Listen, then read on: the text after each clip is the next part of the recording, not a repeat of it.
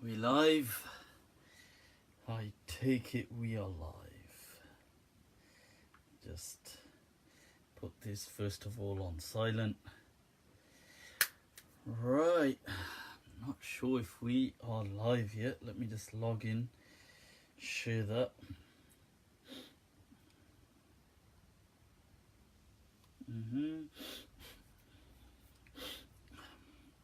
I take it we are live.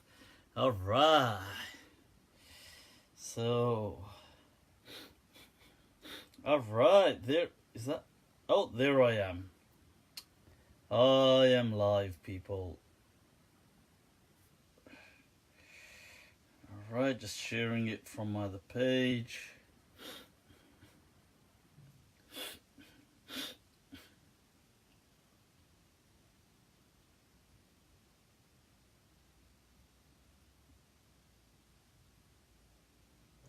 Almost done. Where is that? Oh, man.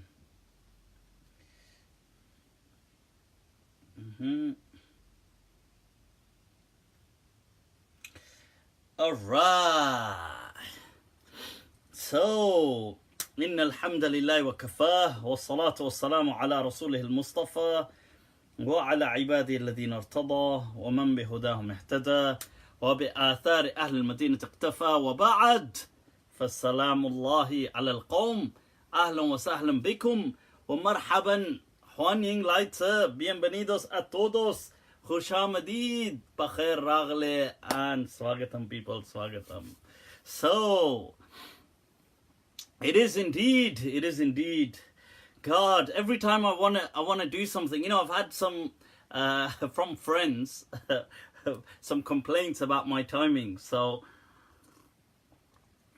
not as in my punctuality, that is a standard. That's just only to complain about. But I mean, from some friends about starting early, as in much earlier. So I am hoping, not as in today. Today was hardly much earlier, but I am hoping to maybe resume from 9:30 p.m. See how that goes from next week. Well, people, what is going on?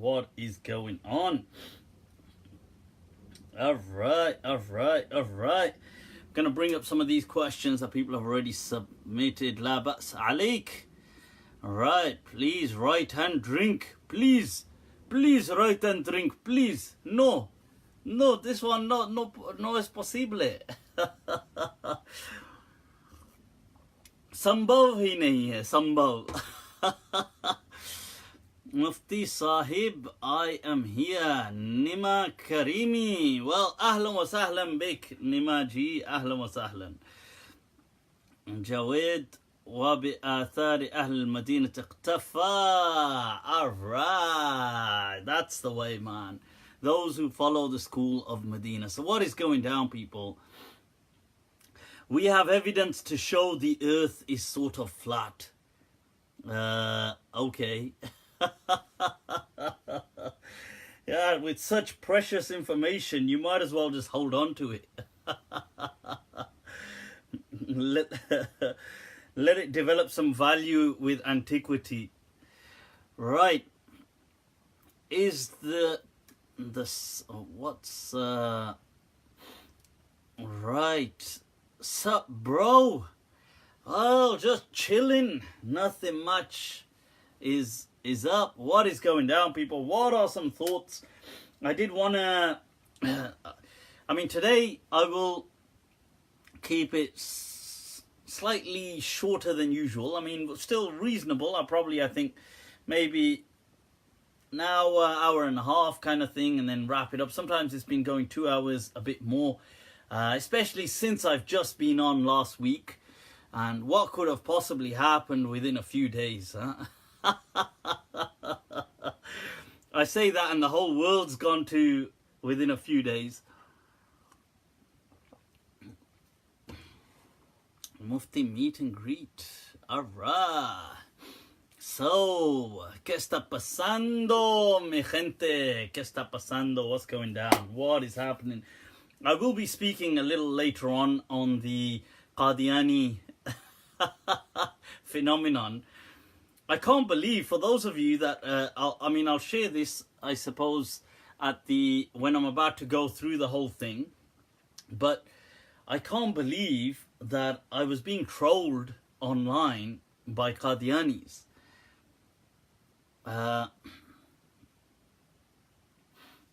Avais Zahid, is it permissible for me to marry a non-Muslim Catholic? Astaghfirullah.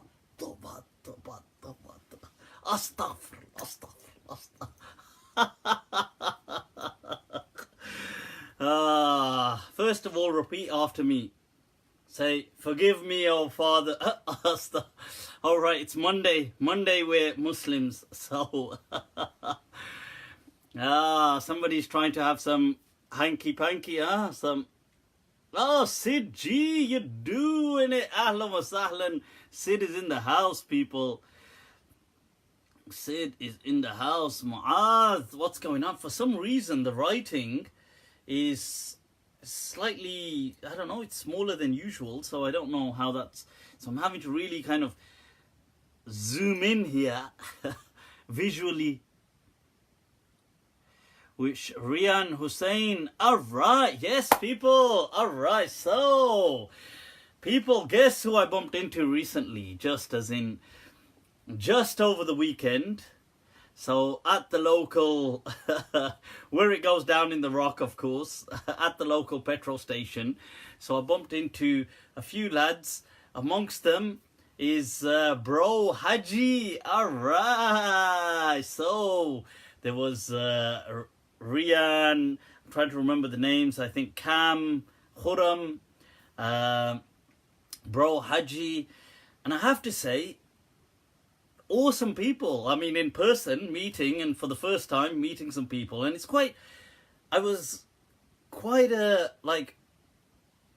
taken aback by the fact that, you know, such people so chilled out, good sense of humor, and it's interesting because online I've seen some of Bro Hajji's clips and the debates, and I'm not really down with that whole Hyde Park kind of shouting, debating culture, and so that's what I've seen. But in person, awesome. I mean, as in the chat we did have and the joke, brief, you know, those whatever, a bit of banter, jokes, laugh. It was really down to earth. So I am looking forward to meeting them guys again. And I was the thing I was taken aback by is the difference in from what I would have expected, having seen a few videos. I would have thought maybe, I don't know, that kind of culture has a very uptight person, but very chilled out. And I would wish that such people are more chilled out on their videos. So when they make these debates or discussions, they should be more kind of, I think, how they are in real life, like chill, joking, things like that. I think, anyway, I mean, that's my opinion. I think it's much more welcoming, much more pleasant to kind of see that side of people.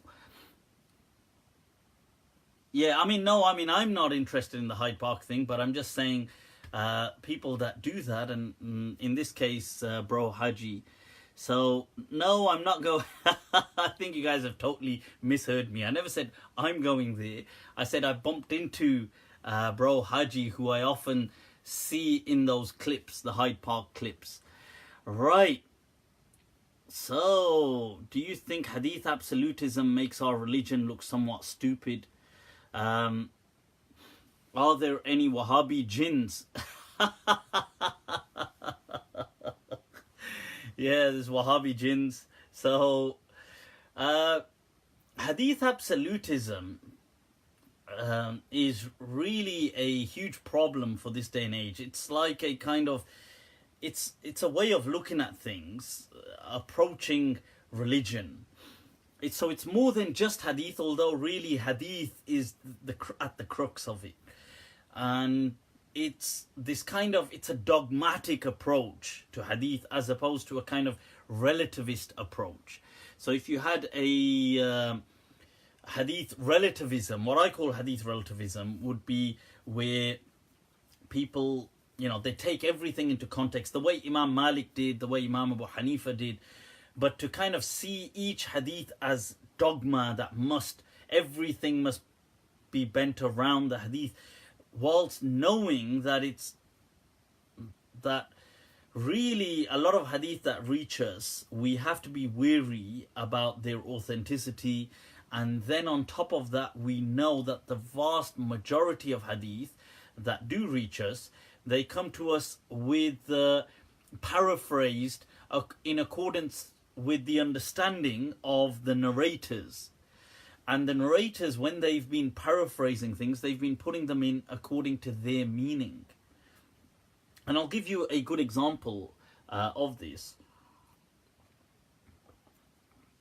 There is a hadith where Ibn Umar radiallahu an, and I'll go through this in much more detail in the future with many more examples, but there's a hadith of Ibn Umar radiallahu an, who's talking about these kind of vessels that the Prophet allegedly forbade drinking from, and they were made out of sometimes like palm tree kind of material, or sometimes certain vegetables and fruits were used in the making of certain kind of vessels that people used to drink alcohol in, and it would help bring out a certain flavor to the drink.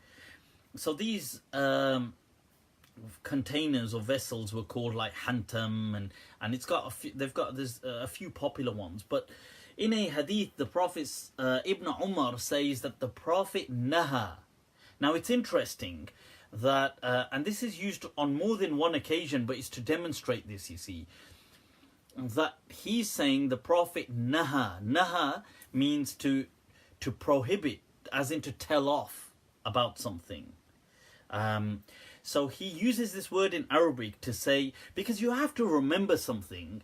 You see, Arabic was the language in which these people spoke. Now, before legalese, like Islamic legal language emerged, these words carried normal meanings to these people. They didn't all carry kind of legal meanings. Legal meanings emerged later on down as Islam kind of developed. So in this particular hadith, Ibn Umar is telling them naha Rasulullah an shay'in ma, like you see, now this is it. Naha means to tell off about, as in don't do, told to abstain from. So the person then reiterates what he said as harrama Rasulullah sallallahu alayhi wasallam this thing, and he's telling somebody else that the Prophet made that haram, like and so Ibn Umar rebukes the person and says, did he tell you that specifically? And the person says, no. He says, no, but you just said a moment ago, naha. Now, naha means to tell somebody to abstain from. And it is often used to mean something is prohibited. But here, Ibn Umar then says to him, but I never said it's haram. I never said the Prophet said it was haram. I just said the Prophet said to abstain. Now that's really interesting. Why is this interesting? Because it shows that the people who are paraphrasing the hadith, they are at times interpreting every don't do as a legal Islamic religious don't do, where it doesn't have to be that, because we're forgetting that the Prophet and the companions spoke these words as casual words as well, because this was their language and they lived normal life. It's like if I said to somebody, oh no, don't sit on that chair, or you know what, I think don't eat any meat today. Does that mean I'm speaking from a religious perspective? Now, not every time the Prophet said to somebody, don't do something, he was speaking religiously.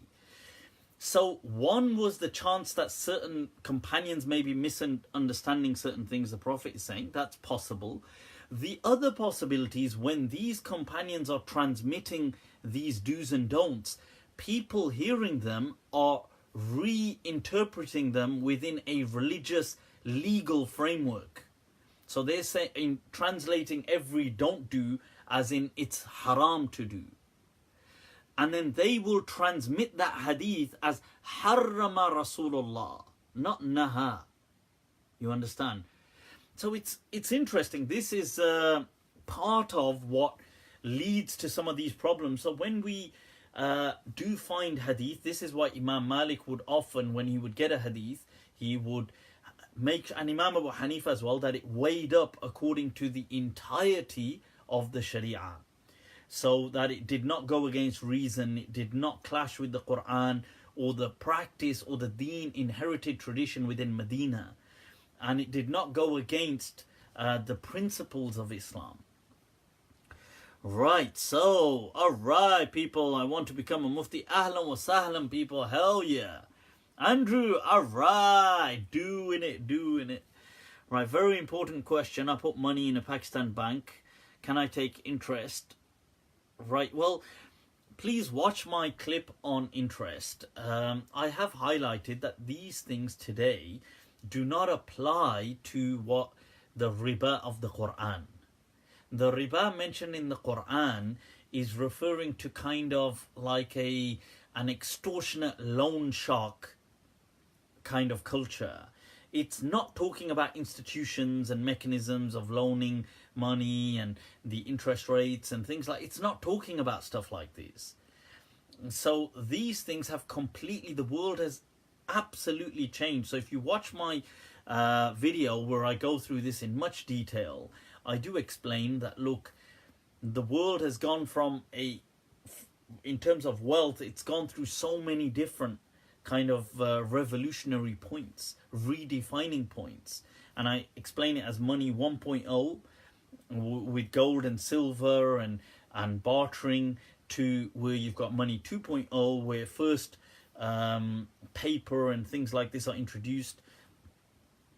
And then money 3.0 where we've digitalized everything, and for once we can actually create money out of thin air. I'm not saying that that's how we ought to do things, but for once mankind has assumed that we have this kind of power to do that. And it's interesting anyway. You can watch my whole thing. Did Imam Malik stop going to the mosque because of a urinary incontinence problem? No, that's not true. Can you explain the hadith of Kisa? Right now, Imam Malik not going to the mosque was not to do with, some people have tried to say things like this, because he was silent a lot of the time. He wouldn't say why. So Imam Malik, during the last approximate 25 years of his life, abandoned the masjid. So he would not go to the mosque. And he would just pray at home and keep himself. I mean, he would still teach people and do things, but he wasn't interested in going to the masjid. Now, and this includes Jumu'ah, so he wouldn't go pray Jumu'ah either. So now, whether he did his own Jumu'ah or not, I'm not sure. I don't think he did. But so this is interesting because it's like, whoa, he's obviously a legend of Medina, the Don of the School of Madinah, and him abandoning the mosque. So people did used to ask him that, why have you abandoned the masjid? Why don't you go to the mosque? And he wouldn't speak about it on many occasions, but he has explicitly mentioned so in a few narrations, and Qadiani, amongst other scholars, do transmit them. It is that he highlights that he's just unhappy with the state of affairs. And he says, if I go, I will end up speaking.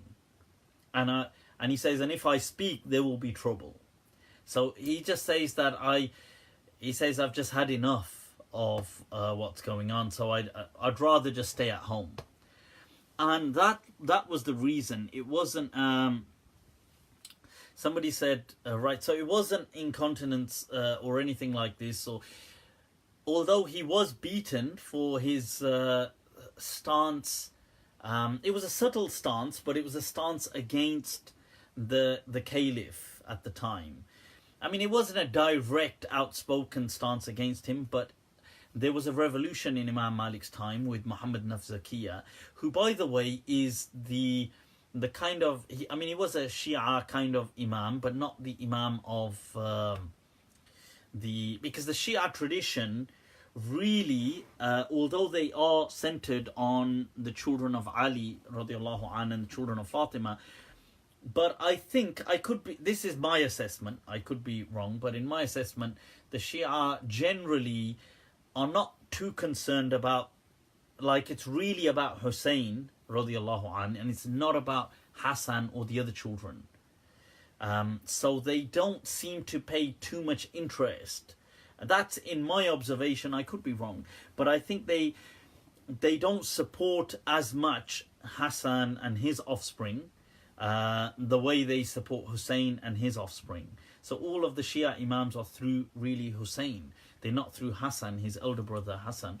But this Imam, Muhammad Nafzakiyah, he's through Hassan. Now, he had an uprising in Medina that was crushed by the Abbasids. But in his time, and by the way, all the ahadith to do with the Mahdi to come at the end of time have really been fabricated and manufactured to support the rising of Muhammad Nafzakiyah, who was in the time of Imam Malik, who rose. So if you read all the Mahdi narrations, they are just a spitting image of him. They just reflect him, his name, his parents' name, everything about him. That's what the hadith about the Mahdi are about. But anyway, so during his time, when people rebelled and they revoked their allegiance to the caliph, they asked Imam Malik for a fatwa, allegedly. And Imam Malik, although he didn't give a fatwa, but what people had made a subtle connection, they had said, well, our allegiance, our pledge of allegiance was in coercion.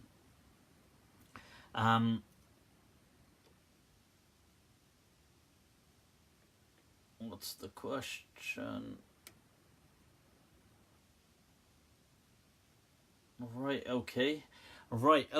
So I'll just get to that question on the gender segregation. But so Imam Malik, as I was saying, that in his time he'd given the ruling that if any man is coerced into divorcing his wife, that divorce is then invalid. Now this is a transmission from Ibn Abbas radiallahu an, and Imam Malik popularly narrates it that talaqul mukrah laysa bi talaq. Now I feel that there were many things in what Imam Malik was doing there. One was that he was giving people a kind of allowing them to join the dots in saying, well, if a coerced divorce doesn't work, then a coerced allegiance, pledge of allegiance, shouldn't work either, shouldn't be. So this was one thing. The other thing is, this is why I believe Imam Malik is transmitting it through Ibn Abbas, because the rulers at the time are Abbasids. They are the offspring of Ibn Abbas. And so they can't really say much about it, because it's who they claim their legacy from.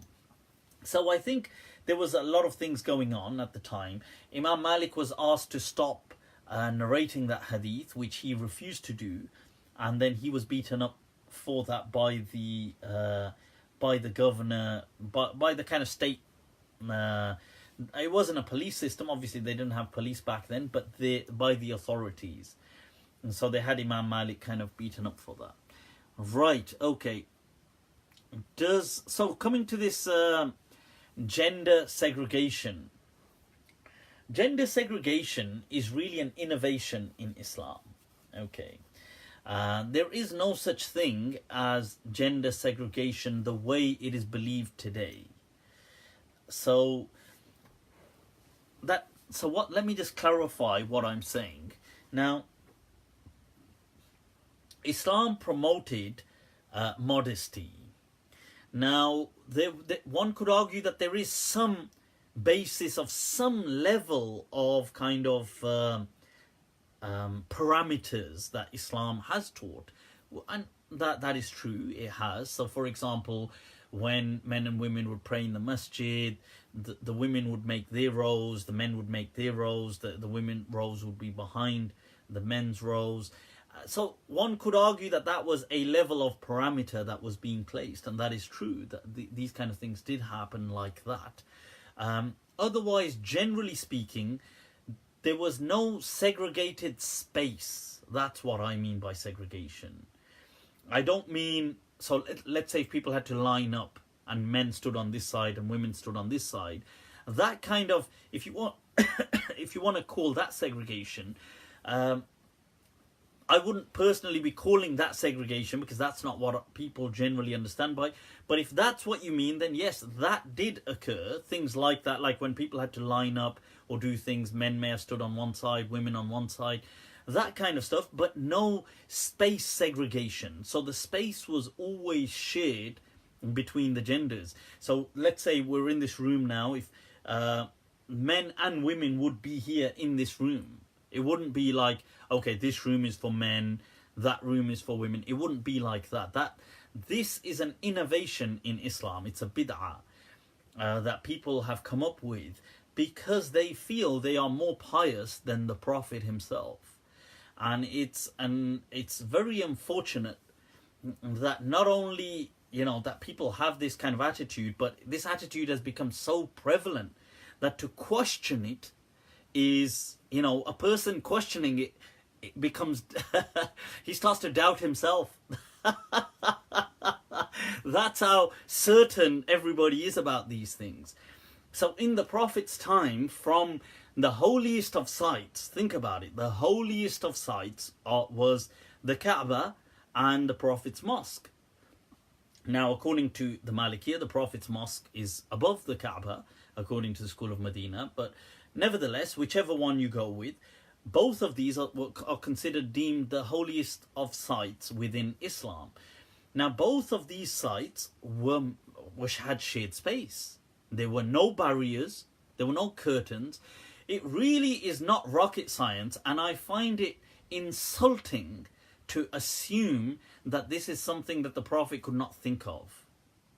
I find it an insult, an indirect attack, and maybe a naive belittlement of our Prophet, to assume that our Prophet could not think of, like he didn't know, I know I could put a barrier in front here.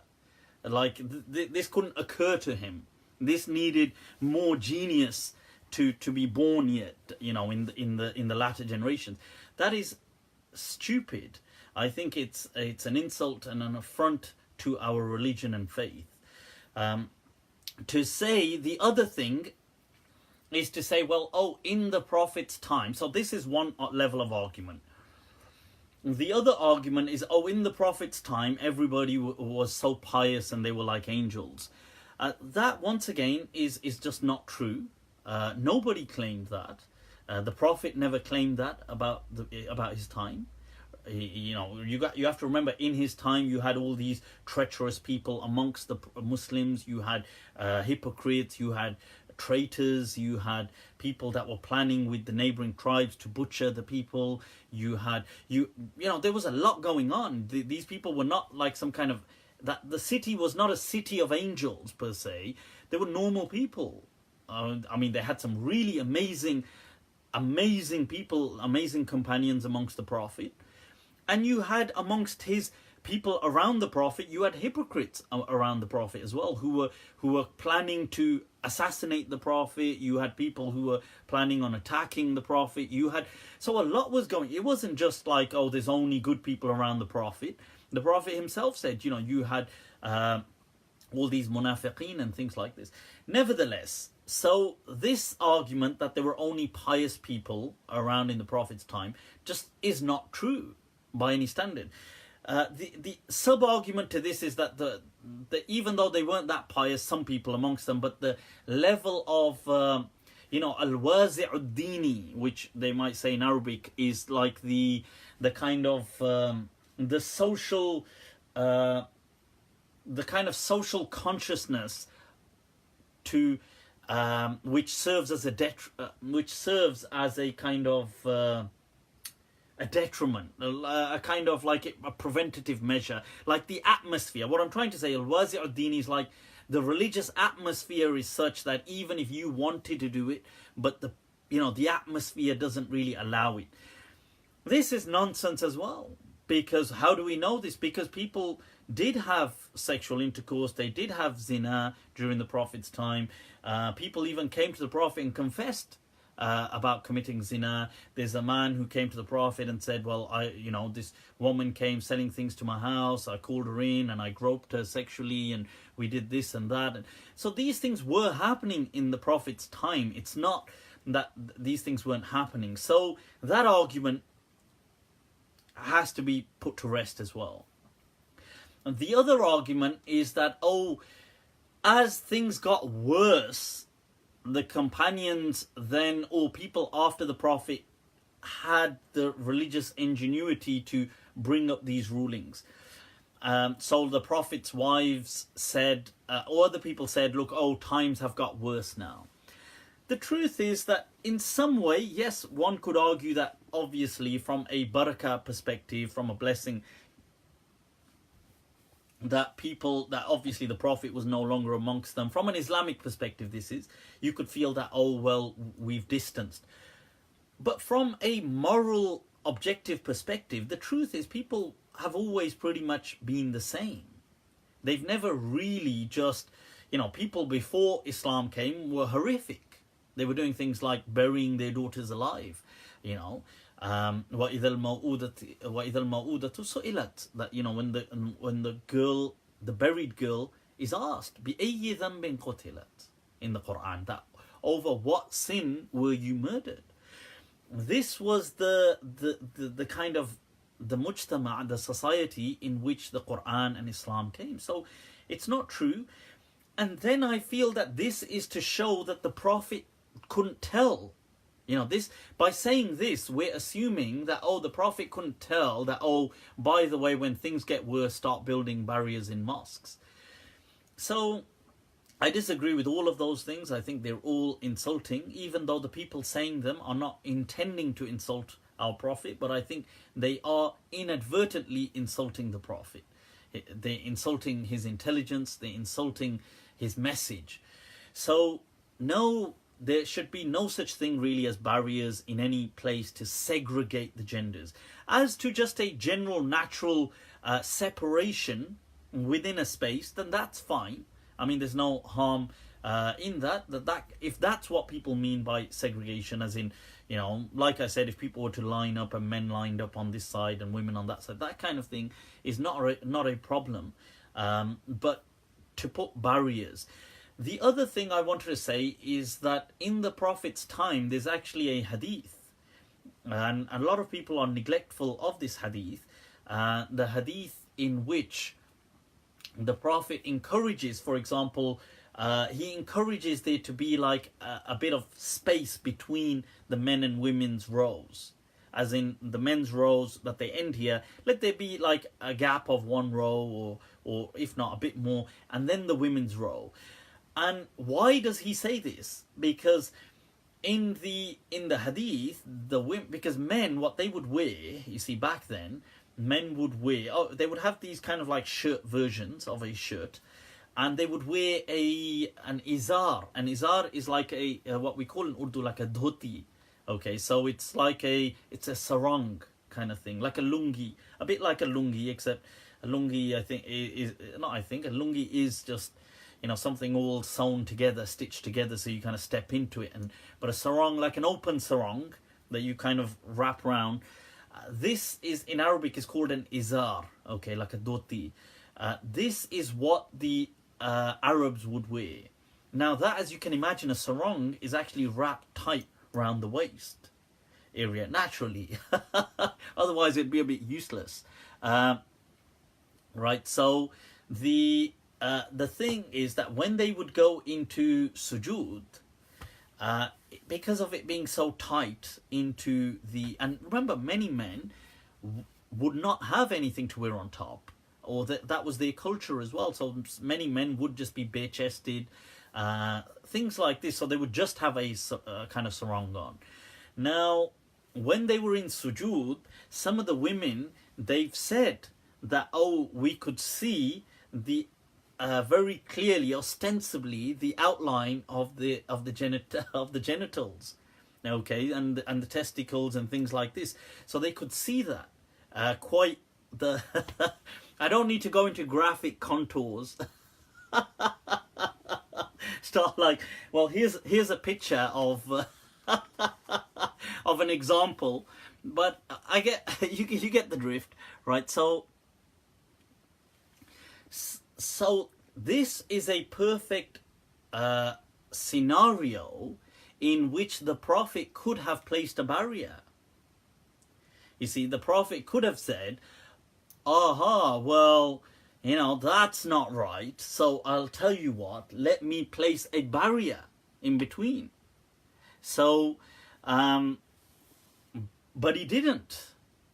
And the women were saying they could see the contours, the definition, one might say, of the private parts of men as they were in sujood. So, yet,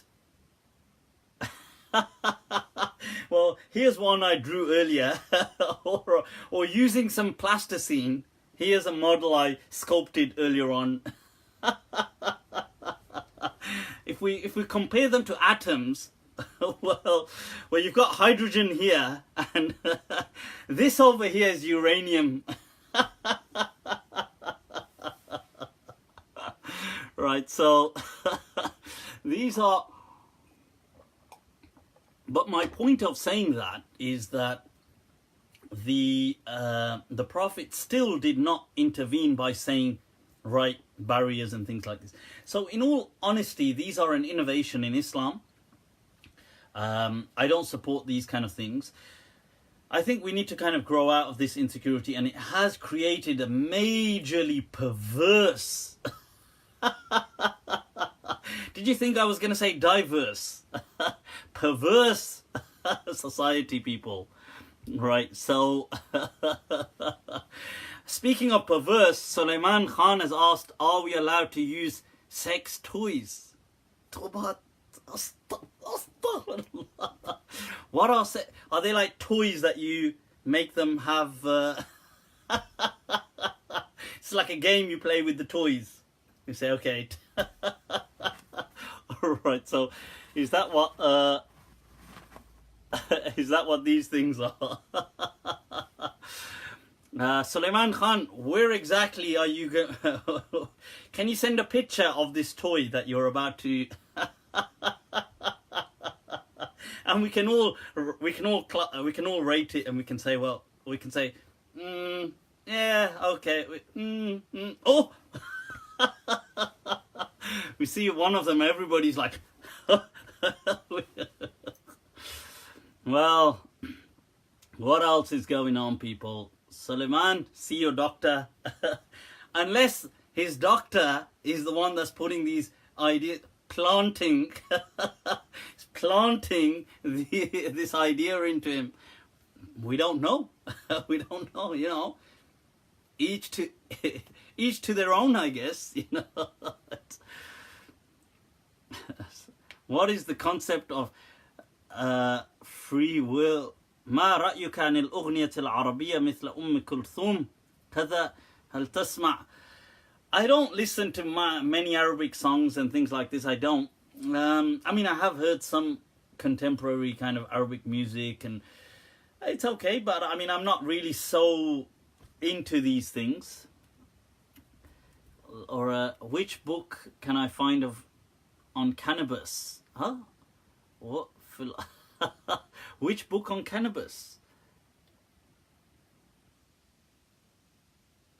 What is your opinion about mixed dancing at weddings? Huh? What kind of weddings are these? Well, once again, you see, obviously, you got to remember something, people. Religion is not going to sanction generally these kind of things. People do what they do. It's as simple as that. Remixed better than mixed. Philosophy book can you recommend? Which philosophy book? Right, there's so many really in philosophy. You know, there was a book that I read a while back. It was more about kind of speaking about the debates within philosophy as opposed to a particular philosopher's books. So it was going over the whole kind of tradition. And it was called Does the Center Hold?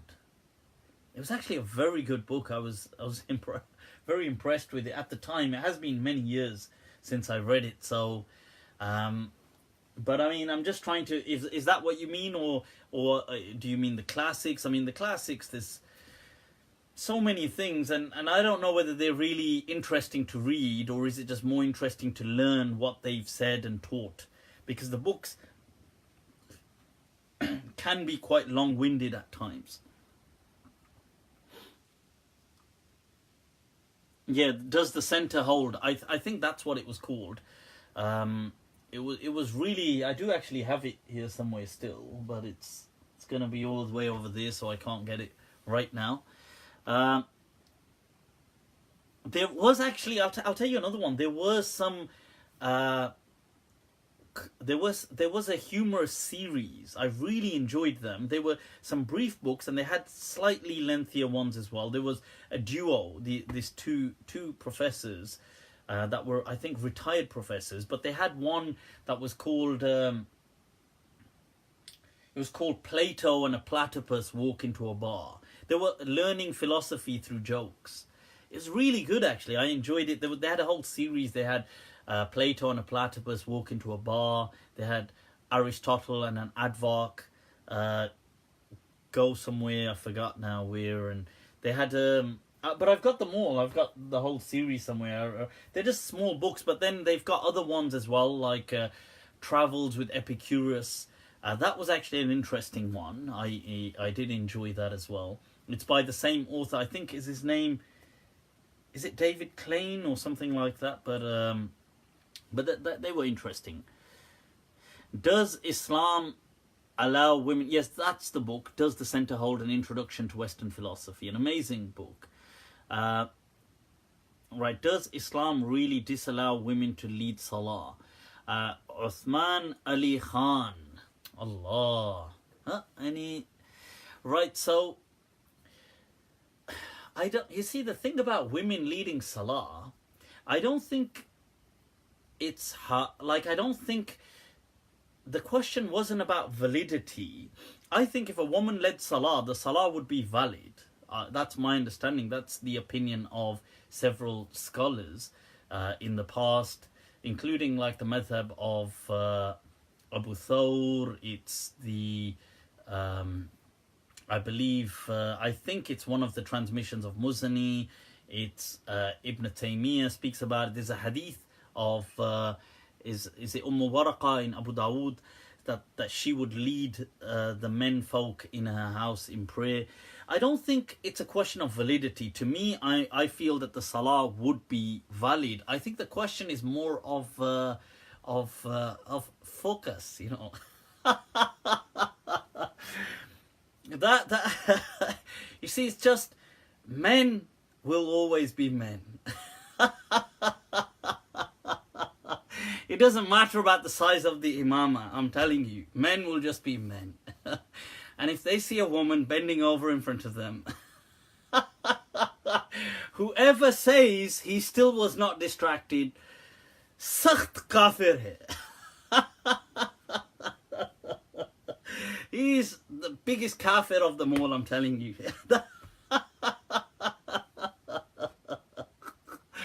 Because that's just the way men are biologically wired, you see. Even if they don't want to, it's still a big problem, you know.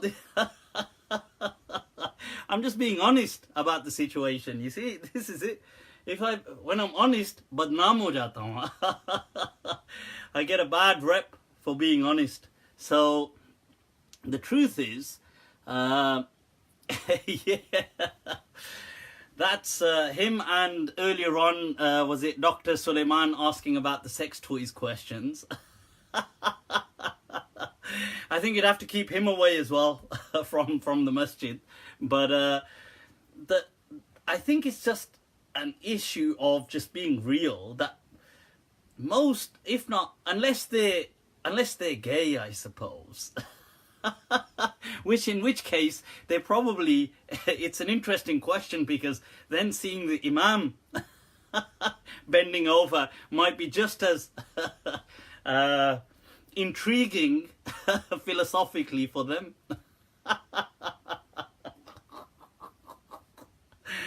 So, you have that, what's that, you have this joke that this person, he went to the masjid, I think I may have shared it before, and he said to the person, I don't know how to pray, and the guy said, look, don't worry, he said, just copy me. And he said, yeah, but what if I do something wrong? He said, look, if you do something wrong, I'll nudge you, so you just correct it. So he's like, okay then. So he's praying behind the Imam Sahib. So the Imam Sahib's praying. So the Imam Sahib goes into ruku and he gets up. And Bichara has like a wedgie. His shalwar and kameez are kind of like, they're stuck in between the tectonic plates. Bichara, this is a phenomenon in many masjids, unfortunately. I think the imams don't wear any boxer shorts or anything.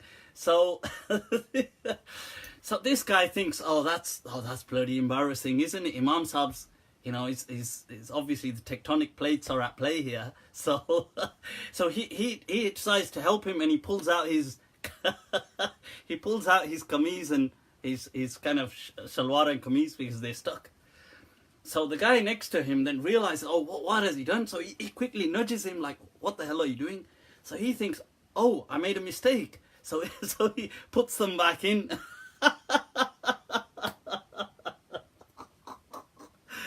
Oh, well. And now I take it today we've learnt that his name was Dr. Suleiman. And he attends my Q&As live and asks about the permissibility of toys. Right, so so as I was saying, so I don't think the issue about women leading salah is one of validity according to me and many of these scholars. Some scholars may say that. I think they're mistaken and wrong, but I think the issue is more of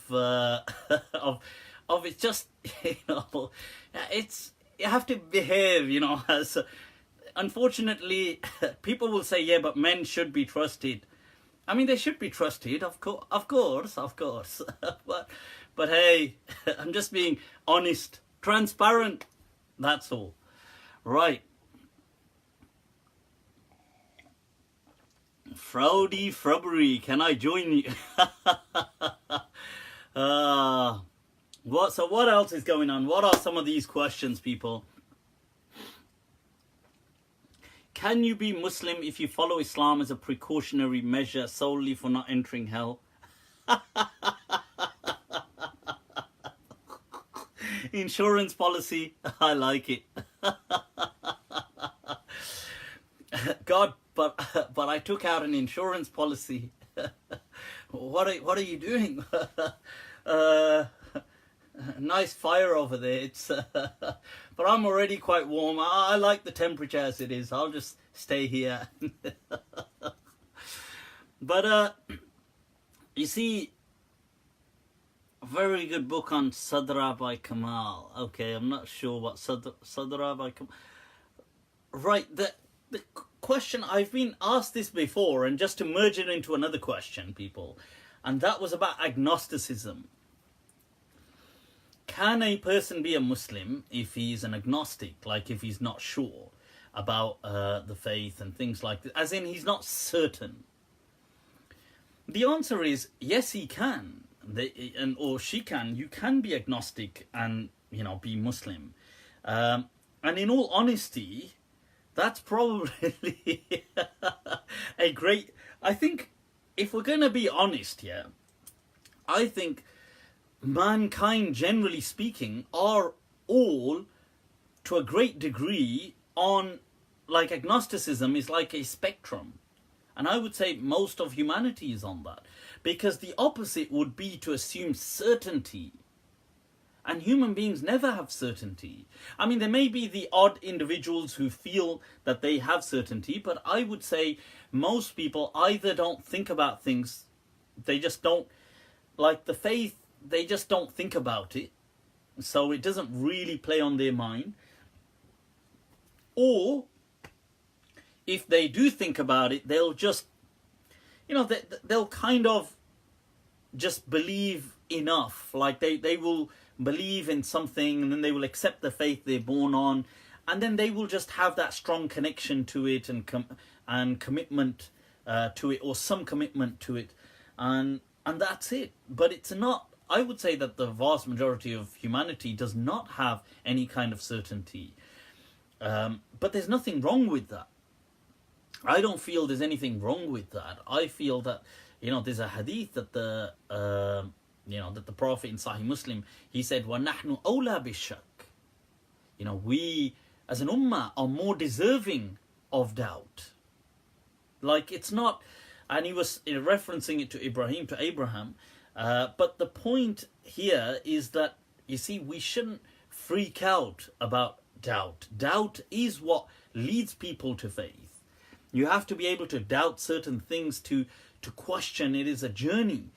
And so I know in the past some people, I think Asrar Rashid in his if you haven't watched my review, by the way, it should be up on YouTube soon, of Asrar Rashid and the Rashidiyah. But I watched, I hadn't seen, after his debate, he did he kind of stayed behind or came back and did another 20 minutes or so of a speech. So I hadn't seen that, and I just watched it, or watched about half of it this weekend. And I saw that, mashallah, he speaks about me again. Asrar ji. Why don't we just be friends? Friend. He really speaks about me so often, subhanAllah. But nevertheless, here he speaks about the Deobandis becoming extremists, takfiri. And he says that they are, like, he's speaking about that Usman. And by the way, I've heard Usman wrote something against me, I think. Saying that, don't try to suck up, or I hear that the Abu Layth or whatever, is trying to suck up to us or to me, or well, I mean, he doesn't have a Facebook page. So there was another Maulana by the name of Abdul Halim who had shared this, and some people tagged me into it. Now I read that and I thought, I don't know what stuff it is that you're smoking. But chalo, you should share it. Because if you think because there were 2 points, just very briefly on that if you saw my centenary, my 100th kind of show, in that I was very clearly ridiculing this whole Deobandi thing, and this debating culture, and this outlook that they have, and the shaving the tash, and this kind of approach of that really I feel doesn't have a place here. Definitely, I don't even think it has a place anymore in Pakistan, but definitely doesn't have a place in the Western world. And the English is so terrible. Oh my God, I can't believe how poor the English is of some, I don't get it. Like, I don't know what's going on in Bury or wherever it is, these places that they're studying, these people, but it's horrendous. They were referring to Asrar as having posh English. Even Asrar must have got confused that, whoa, okay, so I've got posh English. But yeah, so, and the second point that in that article or whatever by allegedly by Usman was, he said that anybody who denies the second coming of Jesus is a kafir, according to us. Okay. According to you. He said, according to Deobandis, well, let me just remind him, from the Deobandis, there was Maulana Ubaidullah Sindhi. Okay? He's a great, respected Deobandi alim who denied the second coming of Jesus.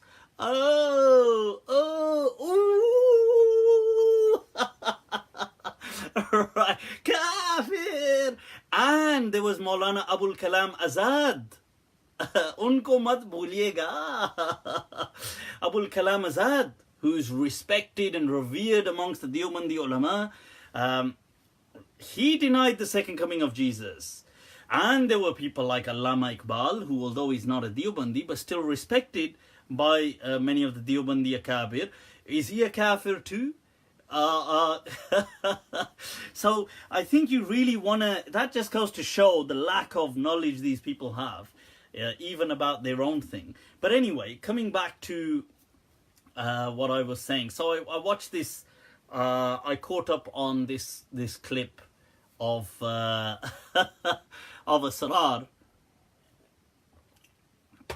speaking, and it was but anyway, my review should be up on YouTube as well, so you can catch up with that there, people. So, right, before I losing my, I want to make a point actually of, damn, lost my train of thought now. What was it about? God damn. I should have a few secretaries sitting here kind of reminding me. Right, but anyway. Right, so yeah, now, right, let's take some other questions. I will be discussing the other Qadiani thing a little later on. What are angels? Are they beings or human? What is the concept of free will? The jinns attacked you, lol. No, I don't think any jinns have the agnosticism. Oh, right, thank you, sorry, I almost forgot. So Asrar in his clip said that these Deobandis, they turn out extremists, and they kind of takfiris and extremists. And he said, and some of them go at the other end of the spectrum, and they endorse agnosticism and secularism. And he said people like Abu Layth. So I was like, okay. I was like, yaar, na jaan na pehchan, main tera mehman. One of these, wherever you just throw Abu Layth in. So I thought, well, okay, I'm not so sure about what you're talking about. But that said, look, we are all, I have been asked this question before about agnosticism, and I would say, look, we all have doubts to some extent, because nobody has absolute certainty, and there's nothing wrong in having certain doubts and things like this, and this is part of the developmental journey of faith. Cool. Mufti Saab, what is the concept of free will? Well, we as human beings have free will. Kashif Khan, oh, is that Ustad Kashif? Alright, people, alright. People, that's Sheikh Kashif Khan from Australia, in the house there. So if you haven't connected with him, he's definitely somebody worth connecting with. Very enlightened, and definitely helps with a lot of things online. So, yep, so if you haven't reached out to him, do that's an opportunity to do so. We don't have complete free will. Right, okay, about free will, my understanding of free will is that we have free will. Obviously, putting the parameters aside, naturally, I don't mean by that, do we have any constraints? Do we have any parameters? Of course we have parameters. Duh. That's just a dumb question. I'm not saying we are all powerful. So, of course, we have parameters, meaning that if I want to just float, I can't just float. Obviously, there's the law of gravity. There's, I'm restricted. I have parameters. I was born, I suppose I didn't will to be born. I was born, I inherited a certain amount, I inherited my circumstances, a certain amount of my circumstances. My DNA, my Certain things are hardwired biologically. I get that. So, for example, I'm left-handed. Now, I am actually ambidextrous, but I learned to be ambidextrous. But I wasn't. I'm generally left-handed as a person. So now, because of that, that will naturally have certain biological impact or effects or byproducts that I haven't actually willed. They just exist. So these things we don't. So we have our constraints and parameters, and I understand that, and I understand that we have. There's a discussion amongst biologists and psychologists on free will in the sense that what are the kind of precursors, the intuitions that we get, where do we get them from? The precursor intuitions to consciousness, where does that come from? What controls the subconscious? I understand these are very profound questions that naturally impact our free will. And constrain it. I'm not denying any of these things. I'm affirming them, these parameters. That said, when most people are speaking about free will, most people, I don't mean like when scientists or psychologists are speaking about free will, but when people, the public, are speaking about free will, they're not talking about that side of things. They're not talking about the biological kind of the genetic makeup. They're not talking about things like our predisposition to certain things. They're not talking about the subconscious mind or the DNA. They're talking about our choice to act out on certain things. So somebody commits murder. Was this destined by God, or was this an act of free will by the individual? Obviously there would be certain constraints. I'm sure there may have been an act of rage, there may have been premeditated. I'm not talking about that. I mean, was this, most people that have this debate about free will, they are dividing it into two camps. Either it's all being done by God, or it's being done by humans. Now I would say very clearly that Allah has given human beings free will. So we are the people who choose to do these actions. Okay, Allah is not committing them. Okay, and I feel it's an insult and an affront onto God to say God committed that murder. That is as dumb as it gets. But believe it or not, some of our great ulama, unfortunately, have said stupid things like this. And they've said these kind of things because they've forgotten, they've lost touch with the real world. And what's happened is they've become so immersed in sectarian theological turf wars that it's all about subduing the opponent, that they forget that this stuff ought to make sense as well, for God's sake. They forget all about that. And it's just about winning one over the opponent. And they've said absurd things, ridiculous things. And so a lot of people, you will find sometimes scholars saying things like, no, yes, the person is doing it, but ultimately Allah did it. You think, I'm not so sure about that, friend. Because then you're saying ultimately Allah committed the act of genocide. And Allah committed the act of, mass murder and rape and robberies and butchering, and you're attributing these things to God, and that is, as far as I'm concerned, is absurd, right? So I mean, I don't think anybody sensible would do that, but people have done that, so do be wary. Some people under sectarian kind of things in the past, they became so blinded and they just said all kinds of things. Yeah, so the Ash'ariyah sometimes on this issue seem to, it depends once again, because there's so many people who are Ash'ari and it's not a monotonous voice. But some of the Ash'ariyah have been quite absurd in their response on this matter. They have just become Jabariyah. Like they've just become people that we are forced to do everything by God, which is ridiculous. Any updates on the mut'ah? Well, I did actually, on my break, manage to read a certain amount of it. I have to get back to it. God, but since I've been back, these TV series, they're so time consuming. But some of them are so worth it.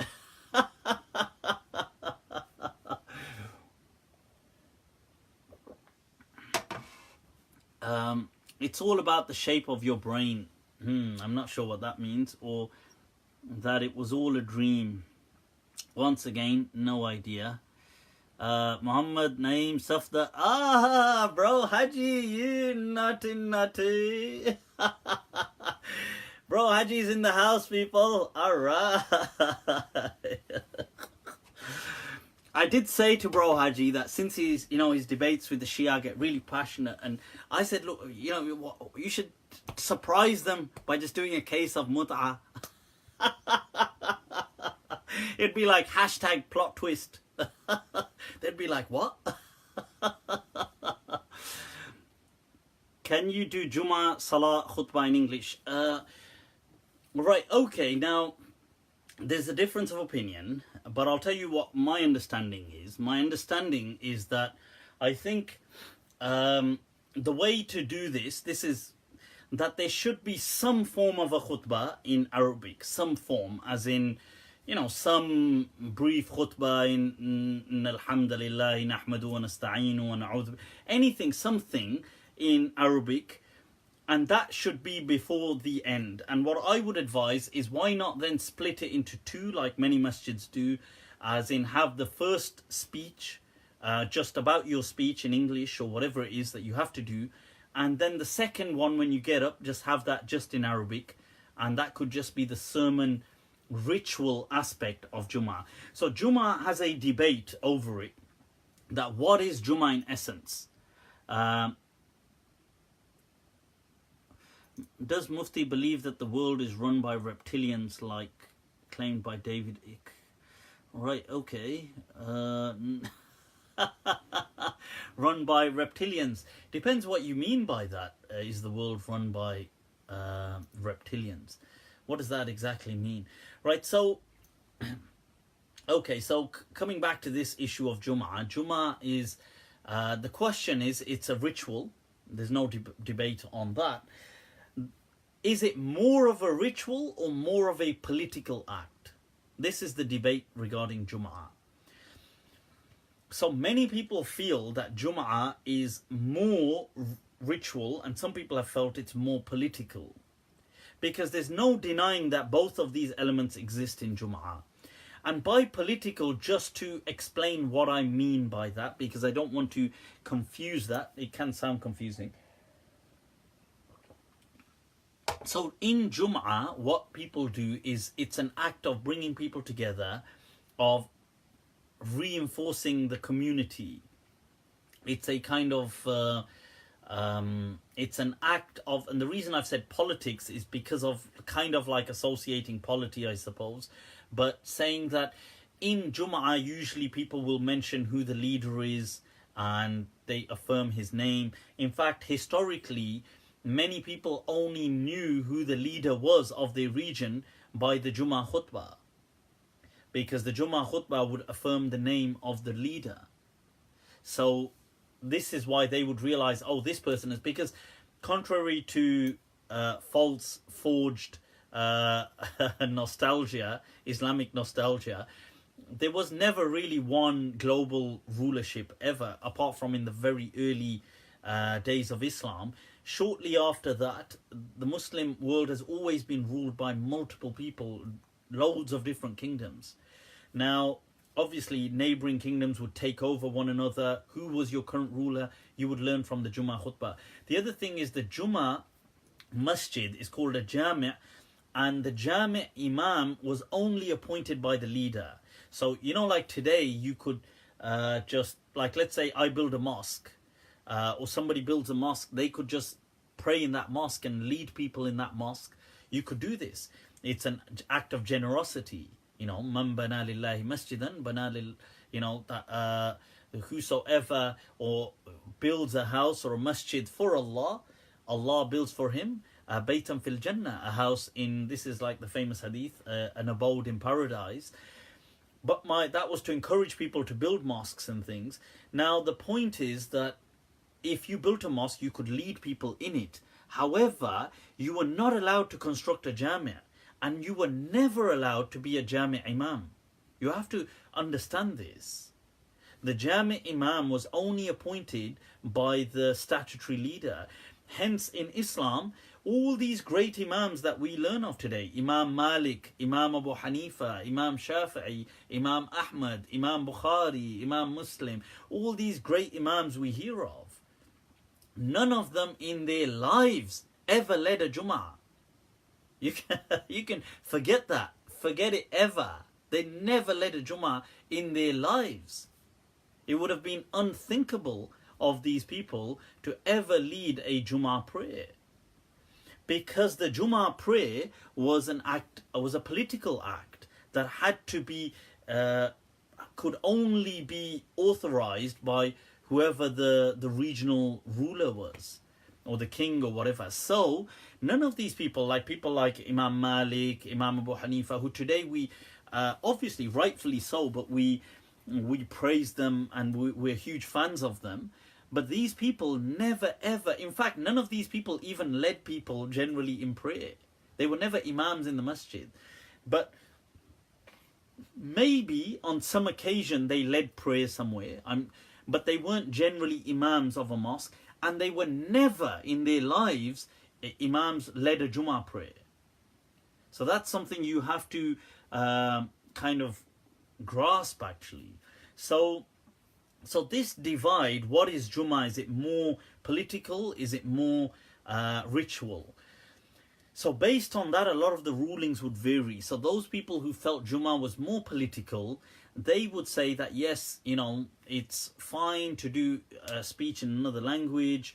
It's fine to, and they would even state that maybe that for Jumu'ah really in non-Muslim countries doesn't hold the same significance as it does under Muslim kind of rulership. And so hence there are some of these fatwas that you will see, like Allama Javed Ghamidi Saab and other people mentioning that, for example, Jumu'ah is not an obligation. It's a good thing, but it's not an obligation in non-Muslim countries. But this is what they've based that thing on, this understanding. So the other understanding is, no, it's very ritual, and therefore the speech has to be in Arabic and it has to be like this. But you can meet it halfway by saying, look, you can do the English speech first and then do that. Right, okay, next question. Tutti, do you remember your soul? Oh, what the hell? People are just having their own dialogues on Mufti. There are Muslims boycotting Hajj. Is this allowed? Salam Mufti. I saw that Sheikh Ibn Taymiyyah wrote a book defending the School of Madinah. It's published into English, the Medinan Way. Of course. What's his name? Yes, there is a book by Ibn Taymiyyah. It's in defense. It's in defense of of Ahlul Madinah, and he wrote it as a rebuttal against those people who refute the School of Madinah. People like Muhammad ibn Hassan al-Shaybani, the student of Abu Hanifa and others. And it's a very decent, it's a very good book actually that Ibn Taymiyyah wrote. It's one of his better. I would say it's a brilliant book. And in fact, reading it, one would almost assume that he's a Maliki by reading that book. Although he's not, but he was, I would say, in some ways influenced by that Medinan way of thinking about maslahah. Ibn Taymiyyah to me is an individual with multiple personalities. Okay, he is he's a kind of confused individual to me. Ibn Taymiyyah is, I mean, he's definitely a genius. I'm not denying that he was incredibly intelligent. He was. However, I don't know, at times he's very reason-based and he promotes reason. Believe it or not, he does. And at sometimes he's so irrational. He's like so irrational and sectarian and dogmatic. It's just shocking. I can't seem to. He's an individual. Maybe he had certain health issues, mental health issues in his life. I don't know, because he was imprisoned for a huge amount of time in his life. I know he refrained from women. This one not nice, Women, how? Why would you refrain from women? So Ibn Taymiyyah decided to take a vow of celibacy, and this one too much, This one mess up the brain, That testosterone, all that testosterone get to the brain. So Ibn Taymiyyah didn't get married ever. Although, to be fair, they could have been a bit naughty with some slave girls, but I don't know about that. But because of his being so outspoken the way he was, and he did rattle a lot of cages, which, to be fair, I'm not against that aspect of him being outspoken, but because he got into trouble with the authorities, the local, and he declared all majority of Muslims as deviants. So this was the problem, because the majority of Muslims were Ash'ari. So he said he was Hanbali, like anthropomorphic in Aqidah, so he believed like God had body parts and things like this. Now, this is another thing which I don't get, I'm so shocked that, and I believe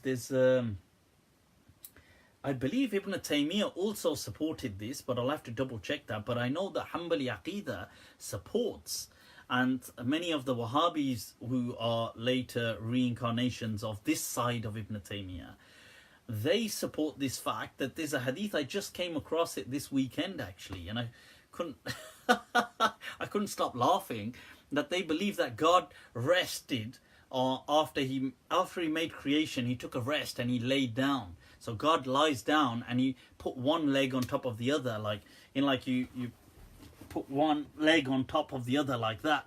And they say that God did that and he rested.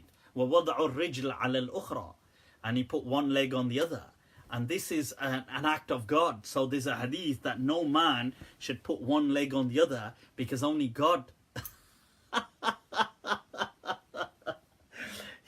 Acrobats kya ho raha hai? What is this attribute of God that they're trying to say, like the gymnast? I mean, what is so this gymnastic attribute that they're trying to put to God, right? So, and I believe, I could be wrong, but I think Ibn Taymiyyah also may have supported that. But they generally do support this, the kind of what they call themselves athari, but that's just a euphemism. I mean, it's really just like Wahhabi in Aqidah, or it's this kind of belief. Now, you see, so Ibn Taymiyyah had different sides to him. So he had this one side which was awesome, very pro-reason, very always looking for maslahah, looking for welfare, giving fatwas according to ease. He did a lot of this, fatwas according to ease. Believe it or not, it doesn't sound like the kind of guy. But then he has this other side, which is like every, deviant, kafir. God is like, made up of all these body parts and all this kind. And it's difficult to reconcile. Like, how does one person have these different kind of, I don't know, like, it just doesn't, to me, it doesn't make much sense. Maybe like being locked up in prison for like 10 years, because obviously those prisons as well, they were just like dungeons, really. They weren't like, hardly getting like association time. So the point was that it's, so I don't know, but that's my thoughts on Ibn Taymiyyah. So I think it's mixed emotions towards him. Like, some side of there's some things about him I love, and I support and I promote similar things, and there's some sides to him that I just totally can't fathom. What was created first, the universe or Earth? That doesn't make any sense. obviously the universe, right? Can you comment on hadith of 5 breastfeeding? What the? Huh? Live full mic? 5 breastfeeding? Feeding on 5 breasts? Toba. Ye ho kya raha hai? End of days, man. End of days. End of days. Qasm hai, man. Oh, right. Sorry, there's more to the question. Let me see. Is this done to make male-female mahram to each other as recently legislated by a sheikh at Al-Azhar Uni? The sheikh was saying go and suckle on women's to become related to them. I mean, I get the fact you become close to them. That too 5. He's got to get 5 different... What are you what's going on here? I'm confused. Can I follow that madhab? Right, the thing is, look, this is referring to, let me explain what this incident is, right? So when a person, right, in the Quran, there's a verse of the Quran, وَالْوَالِدَاتُ يُرْضِعْنَ أَوْلَادَهُنَّ حَوْلَيْنِ كَامِلَيْنِ, that mothers with their children, with their babies, okay, that they feed them, they nurse them for 2 whole years. This is said as a statement in the Quran. It's not as an instruction, but it's to show that it's as a guideline for people that were asking at the time. Now from here, a lot of ulama started to extract rulings, and they started to say, well, okay, right, so when a mother nurses, she breastfeeds her own child, naturally that milk it's nourishing, which is true, it is nourishing, and it's contributing to the growth and development of the child. So, which is true. Now, and that's creating a mother-child bond, which is true. So all of these things are true. There's nothing wrong about these things. Now, some people have felt that, okay, if a woman feeds a child, if she breastfeeds a child, does that child, and that's not her child, does she take the ruling of like a foster mother towards that child? So most madhabs have said, most scholars have said yes, so long as it is a baby, 2 years or less in age. So if a woman breastfed a child, then that child, she's like a kind of a foster mother almost to that child in the future. So, and this is for example, I mean, not that, I know, not to gross you guys out, but so for example, she would never marry that child, that person, when he grew up. She would not. So she would have a kind of a relational bond with the child, as though she is his actual mother. Okay, so this is the this is the ruling. Now the question was, some madhabs, like the Shafi'i madhab, they said, oh no, this can't just be over breastfeeding. There must be a number of suckles that the child must do. And they said there must be 10 in one hadith, or 5. Khamsa rada'at. And this hadith is not true, people. And that's just very clear, because the hadith in itself is absurd. Okay. Even though it is in, parts of this is in Bukhari and Muslim and things like this. But the hadith states that Aisha is allegedly saying that, oh, there used to be in the Quran a verse that read that a child, that a mother feeds her child with 10 kind of suckles, okay, 10 suckling, ashara rad'at. But this got abrogated with another verse that said 5. And the Prophet passed away, and we used to still recite this. And in another narration, it says a goat came and ate it.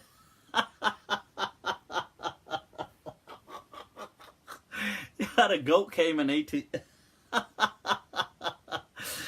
Goat was excited. Goat ate a part of the Quran. What nonsense is this? So this hadith is totally fabricated, people. There's no such thing as this, and this is not a part of the Quran, and it does not exist. Okay, so this, just to clarify that. So some people have said, look, oh, maybe you can use this, and then there's another ruling that, oh, if you breastfeed an adult, does he become a mahram?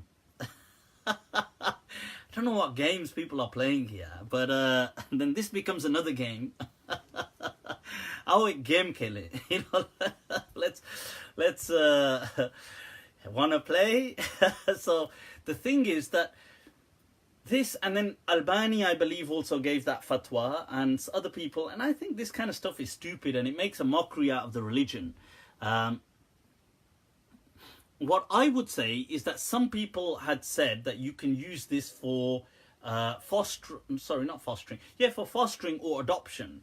But what I would say, and this is my fatwa, listen up, people. Allah, Allah, it is I, Mufti Abu Layth.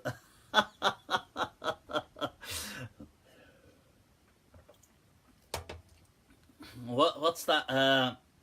Hum jo hain, what's John Ilya hain janab, iska behad lihaz kijiyega. This is that's John Ilya saying, it is I, people, it is I. So this is my fatwa, from coming straight from yours truly, Mufti Abu Layth Al-Maliki, that I believe that the process of adoption, the process in itself, should render mahramiyah. So the moment a person adopts a child, that process renders that child a mahram to you. Okay, so you are a mahram to them. Khalas, that's fine, because they've undergone the process of adoption, whatever that process, and that process may vary in different parts of the world, but the the process. So in some parts of the world it might be making public announcements that this person is like my child now, or in some places like here in the UK, obviously there's an application process, a verification, an approval process, the whole thing. By the end of it, if you're approved and you have a child, that process has rendered the child a mahram to you. So you don't need to do things like force feed the child breast milk. Oh, sorry, the borderline adult. Like the person's thinking, yeah, this is a rather kinky household I've been brought to. Is this how they receive all their guests? Yeah. So that's what I would say. What's going on? Do parents have uncontrolled rights to do? What's that question? Should others unconditionally support parents' positions they have towards their children? I'm not sure what that question means. Do parents have unconditional rights towards I'm not sure what that means, because I can understand that in so many ways. Are you talking about in how to tell them off? Is that what you mean? Or do you mean in placing restrictions? Or do you mean in the child having to listen to or I don't know what that does. Do you mean in supporting the child? I don't know what that means. Dr. Suleiman Khan is back with I don't mind suckling. You naughty people. This one we call the Turkey. There's a word in Urdu, Hindi, Turkey, which is like proper perverse. My Ahmadi refutation. Yep, I'm going to do that. Gotta get onto that. Should take 1-2 questions and then... Okay, shall we go? Yeah, let's take 1-2 questions. Oh, I haven't taken any from the... How's witr prayed? Is Qunoot before or after ruku? Right, okay. So Abu Muhammad is a... Look at this. See, somebody who's concerned about prayers...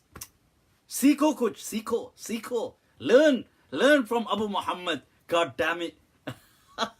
Too busy trying to become mahram with women by going around trying to trying to nourish yourselves with the powdered milk. What's wrong with you people? Learn from Abu Muhammad.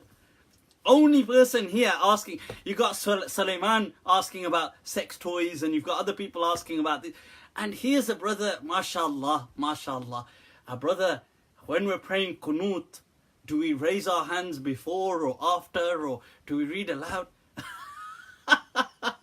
Can you imagine where everybody else is asking these questions and then he asks this question?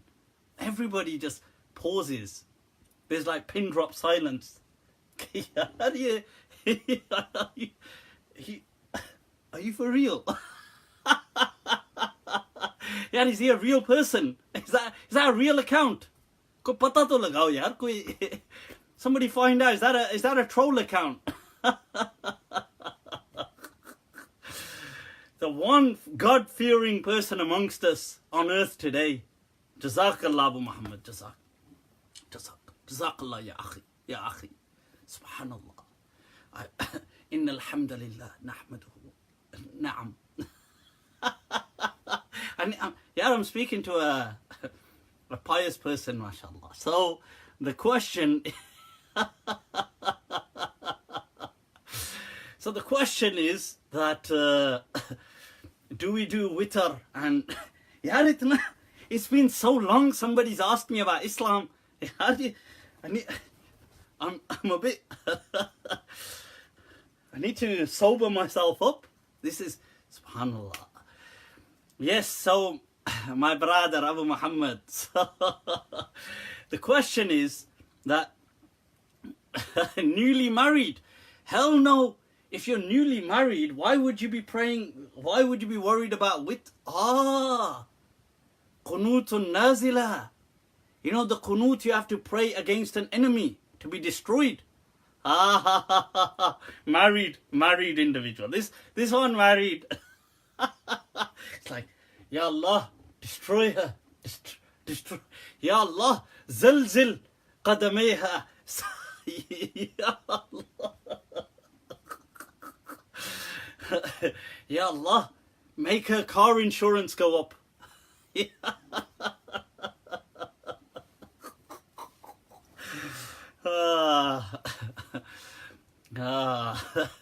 Ya Allah, make her forget the passcode to my phone.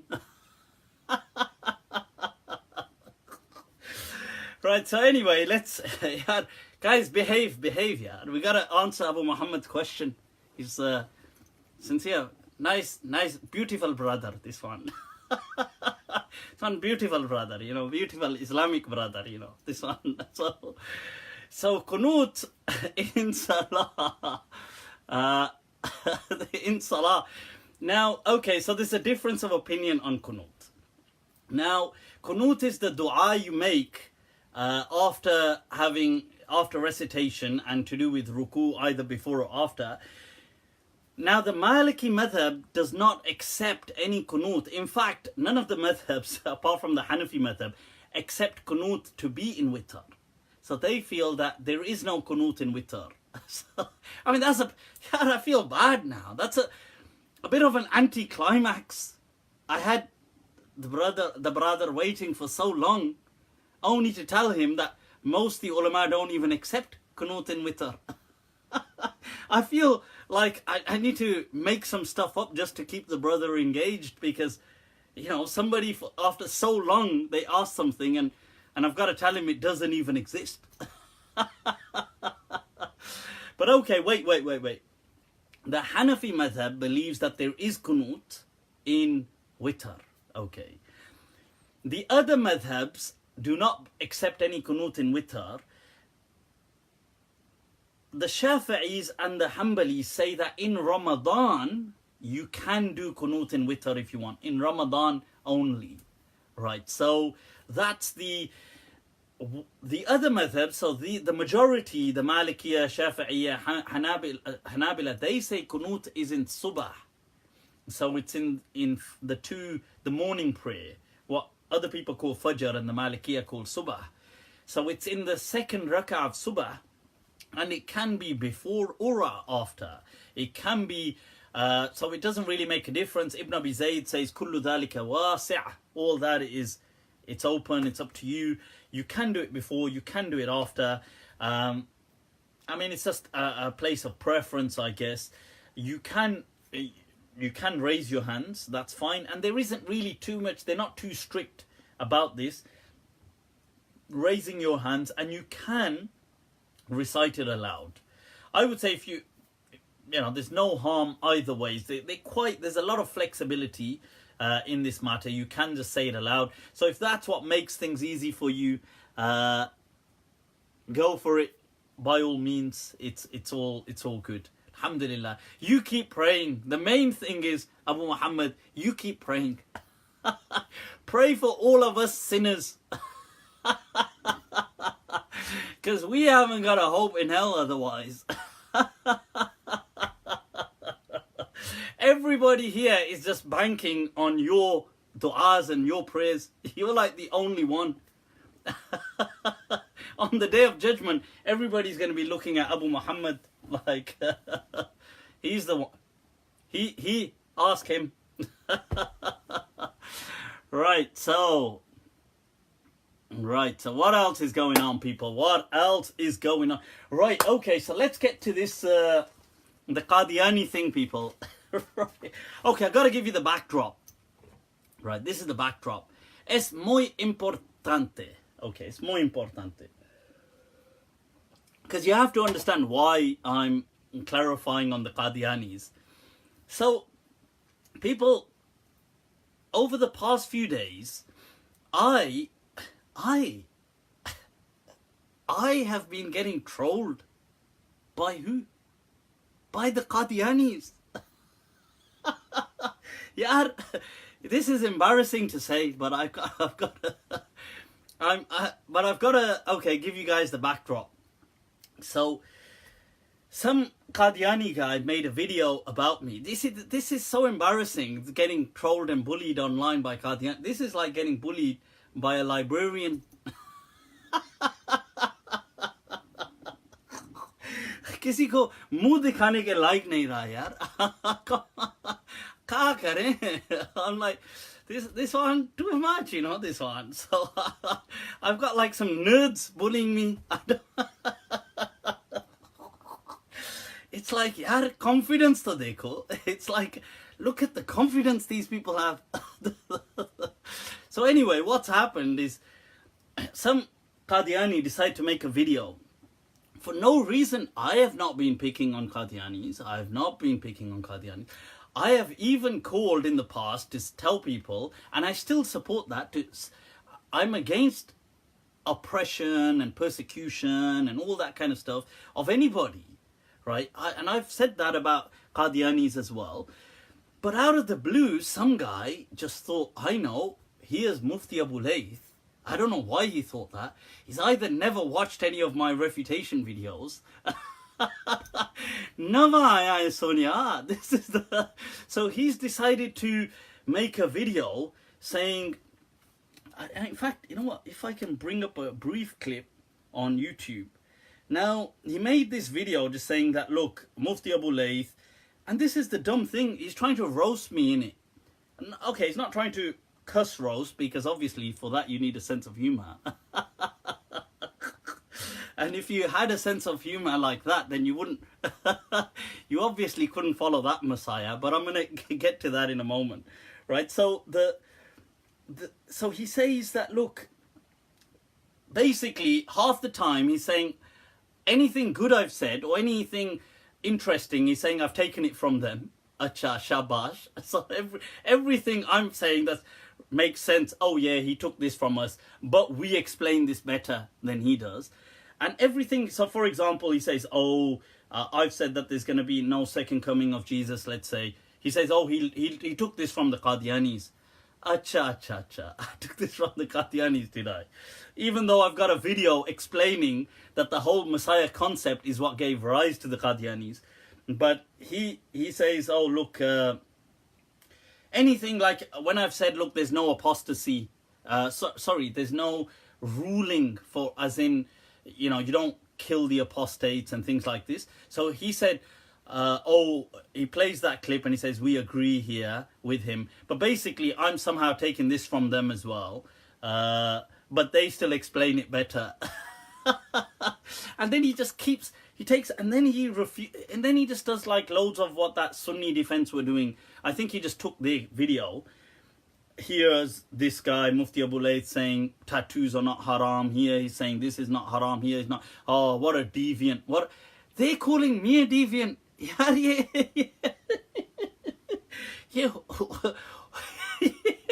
Kya ho raha hai, boss? They're calling me a deviant.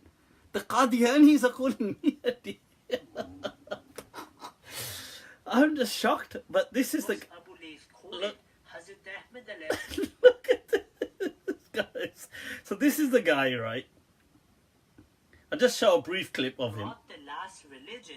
He brought the last Sharia and is the last law-bearing prophet. As for the books Abu Layth quoted, only denies the concept of law. Oh my god, oh my god, oh my god.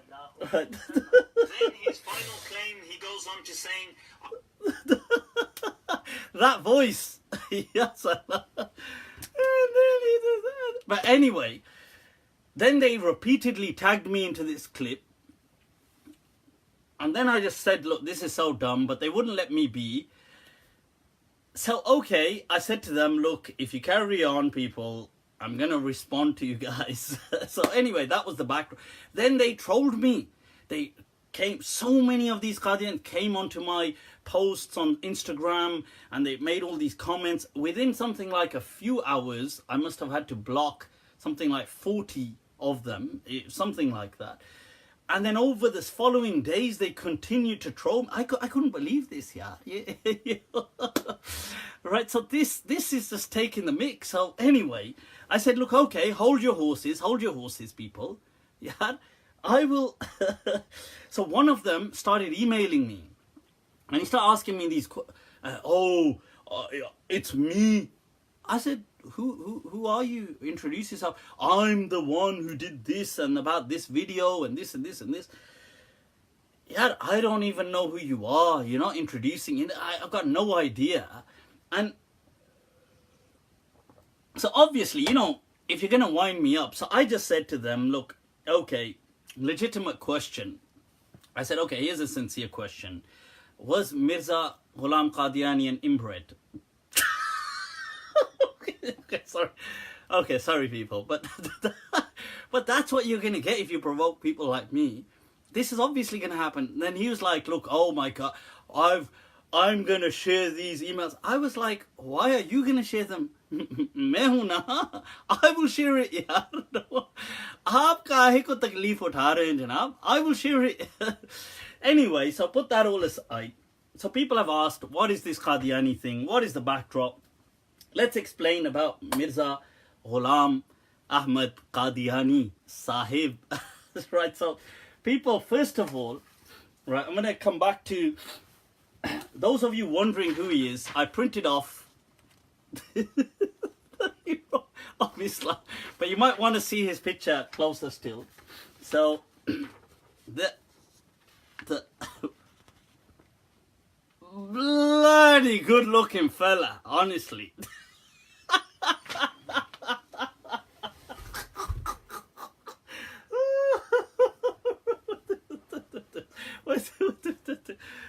God damn, honestly. Wow. Yeah. This is bloody good looking guy, mashallah. Oof. What? Right, so this is him. Now, born in 1839 in Punjab, in Qadian, Mirza Ghulam Ahmad Qadiani. Now, I wasn't taking the mick out of, but he does, that is him. I'm not, yeah, honestly, I'm not, this, I had some people say to me, I had this one lady, this one girl, messaging me, telling me how she's a convert to Qadianism. And she said, I used to be a Sunni Muslim, but I left and I became a Qadiani. So I just said, okay, good for you. And she was like, you watch what Allah is going to do to you, this. So I said to her, look, listen, okay, out of curiosity then, chalo, I'll engage you. I said, I just want to know, do you seriously, like, I want to really know, do you really believe it? Do you really believe in it? Do you really believe in him? Really? And she said, yeah, alhamdulillah. Yeah, alhamdulillah. Got to play both roles in it. I don't know whether she added the patta, but yeah, alhamdulillah, dude. So anyway, I said, so okay, so do you believe that God spoke to our... And she said, yeah, I believe God spoke to him. I said, in Punjabi. I said, do you really believe that God spoke to Ghulam Qadiani, to Mirza Qadiani in Punjabi? Do you believe that? So she said, well, what's wrong? Why? What's the problem with that? So I said, look, let me get this right, people. In an age of tyranny and vicious evil that has encapsulated the globe and manifested it as colonialism, with mass genocide taking place, the butchering and robbing of resources, and humanity has plunged into a time of suffering, God decides to break his laws of nature and intervene in free will. I mean, one is the belief that, okay, God doesn't intervene then, he lets humans be responsible, but God decides to break those laws and intervene. Again, he's going to intervene, people. And he intervenes by having a chat with some guy in Punjabi. That's the plan. Are you for real? That is the divine plan. That God's just going to have a chat with some guy in Punjabi. And that's it. Like, there's no change. Yeah, wasn't there supposed to be some change here? This is like the darkest times that humanity are going through, of suffering, and since you're going to intervene anyway, but rather than just having a chat in Punjabi, God says, okay, da, oh balle balle. Right, so the thing is, anyway, but then God chooses obviously the most handsome of Punjab, us Sada Punjab. So God chooses obviously the most. Oh guys, I've got something for you. If there was ever somebody that could rival, right, Ghulam Qadiani in his, I got a printout. There was ever somebody that could rival in aesthetically, in divinely given looks. Have you guys heard of smart? Because this one is smart. Smart. Smart is like well dressed. Smart.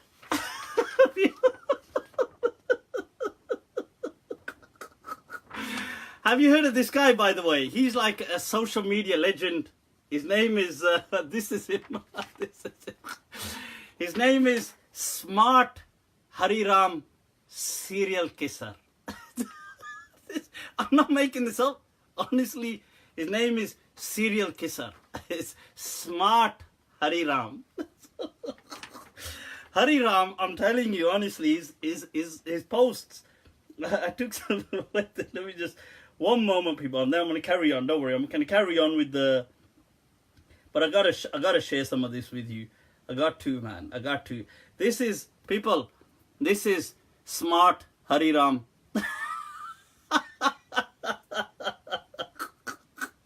And here he is again. If ever somebody could rival Hariram serial kisser, right? in gleaming good look. So here he is again, in his photoshopped, and he says, look, friends, today I tell you one secret. Girl Dagot proposed me one time, but I said no. I said Hari Ram is no marriage to women. Only please women. She smiles and said she is not women's.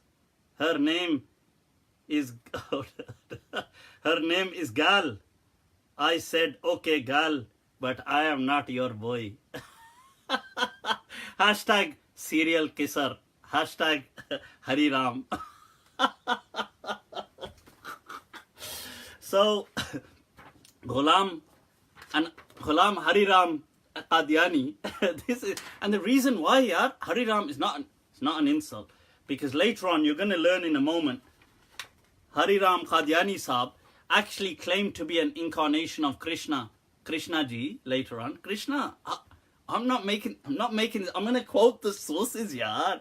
I'm not making this stuff. You guys don't believe me. This is the problem, you know. You naughty. So, let's get on to a bit of facts about who was Ghulam Qadiani Sahib, aka Hari Ram.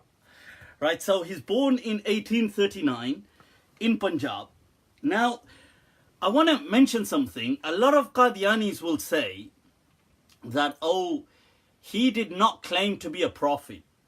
Some people will say this to you. And they will quote you his books. Right, now, the interesting thing is that's partially true. That's a half-truth. Half-truth, you know, this one, half-truth. The reason being is because Qadiani went on a developmental journey, right? And there was, so initially, if you see in 1884, he claimed an open proclamation to be a revivalist and a reformer. So it is true, in his early years, he did not claim any kind of messianic mission or prophethood. So they will show you these books, okay? So they will say that, look, in these books, he doesn't say that, and that is true. However, 7 years later, he made an announcement stating that he was the promised Messiah. And in 1901, he claimed to be a prophet. He claimed prophethood. And in 1904, he claimed to be Krishna. Krishna, Hari Ram, Hari Krishna, you know, that Krishna. This is nothing to do with Sikhs, by the way. Sikhs, somebody's saying something about Sikhs. He's nothing to do with Sikhs. Punjab is a huge region. In fact, a greater part of Punjab is actually in modern day Pakistan. So there's more of Punjab in Pakistan than there is in India today. So Punjab is actually nothing to do with, I mean, obviously there's Sikhs in Punjab, but there's Muslims in Punjab as well. And historically there was our good-looking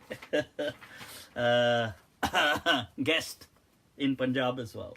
So there are, and I accept, look, there may be some Qadianis that haven't accepted Mirza Sahib to be a prophet. There may be some, but the majority of them do.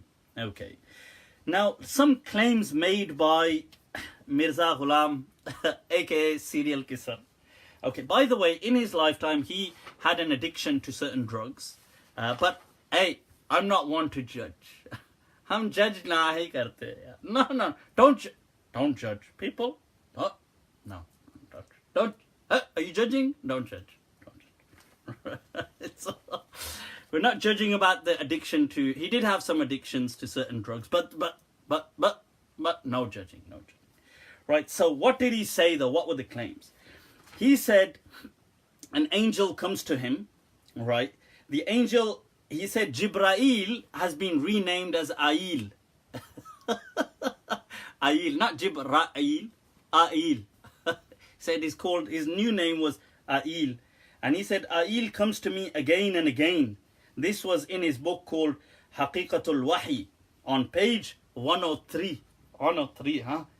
He said, I swear by Allah, saying that these are the words of Allah which were revealed to me. This is in his book Haqiqatul Wahi. People, he said, check this out. In his book Ruhani Khazain, Spiritual Treasures, he said that, and I swear by the Lord that he has placed my name as a Nabi, as a prophet, and he has called me the promised Messiah. In his son's book, Mirza Bashiruddin, he wrote, it is very clear and evident that after the Prophet Muhammad sallallahu alaihi wasallam, the door of prophethood is still open. Haqiqatun Nabuwa. That was the book. He writes in his Mirza Hariram Qadiani writes in his book Ruhani Khazain, afterwards revelation kept coming to me as the rain, clearly addressing me as a prophet. These were his words. I'm not saying that. He's saying. In another one of his books, he wrote in Haqiqatul Wahi, I am Adam, I am Noah, I am David, I am Jesus, the son of Mary, and I am Muhammad. These were the words of Ghulam Sahib. Right. So this was in his Haqiqatul Wahi, page 521. 521. Right, okay. In his book, Kashti-e-Nuh, the Ark of Noah. Kashti-e-Nuh, right, this is what he used to call his new Sharia.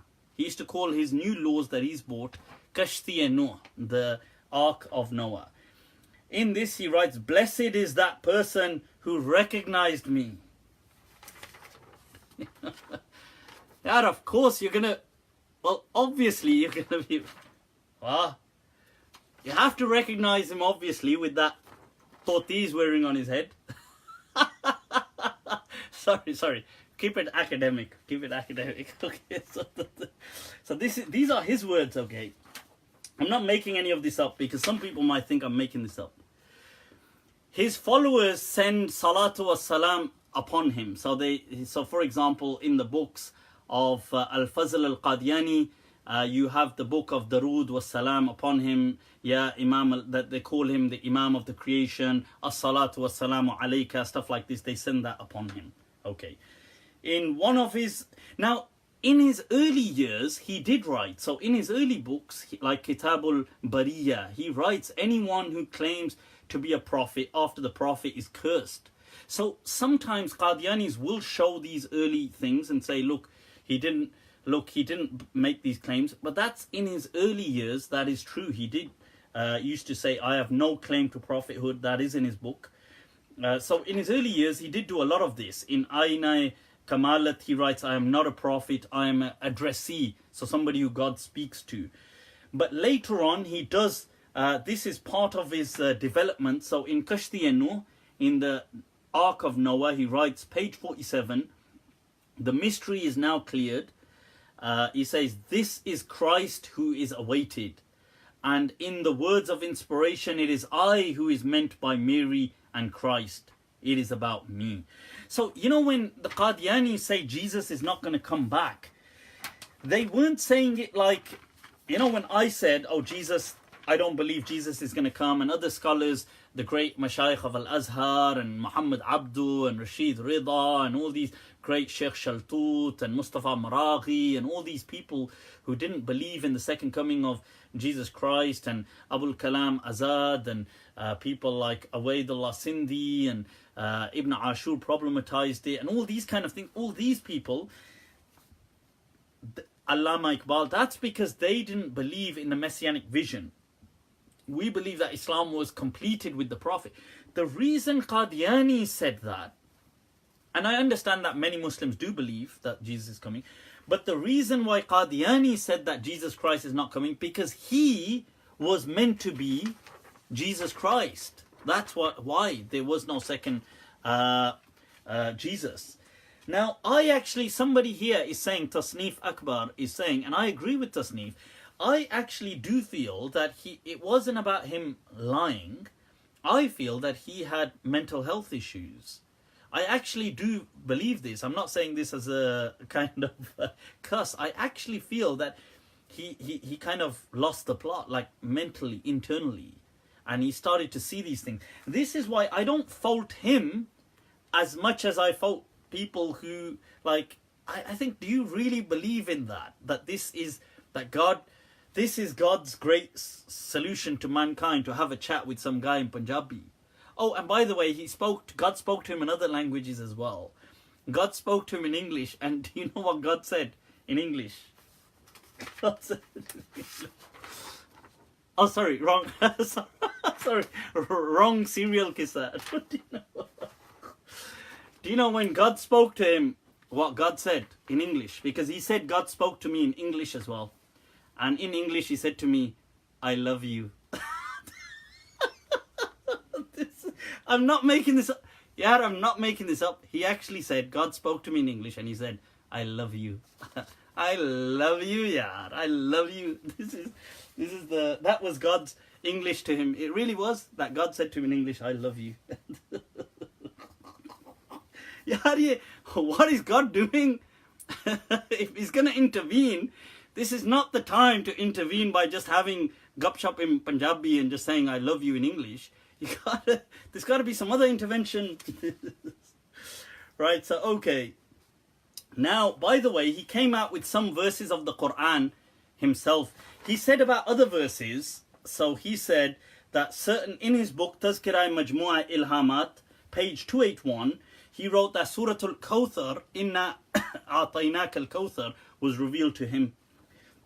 And the verse in Surah Inshirah about لَقَدْ وَرَفَعْنَا لَكَ ذِكْرَكَ, that we have raised your praise, was revealed about him.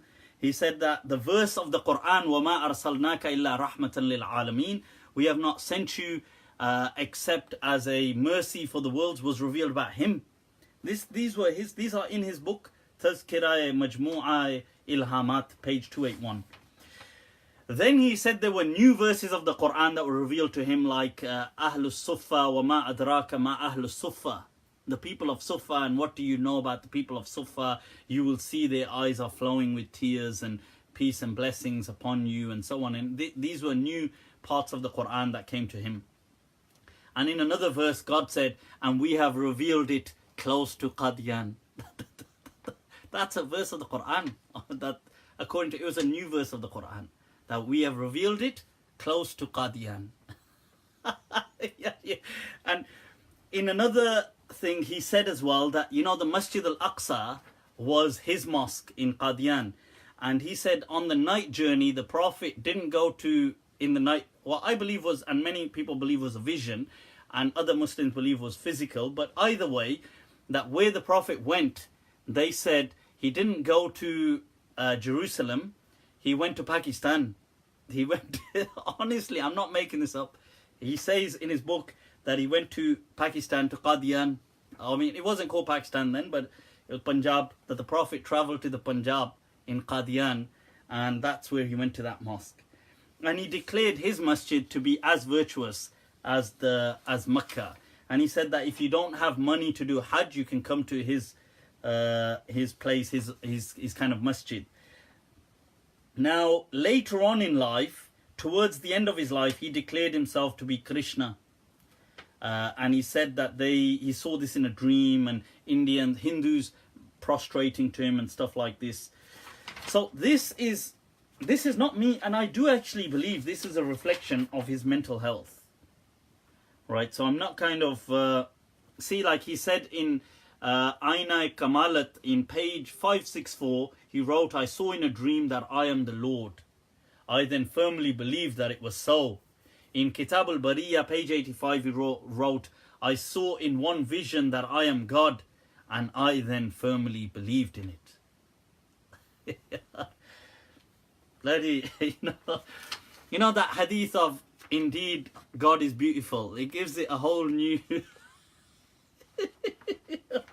Okay, I need to behave.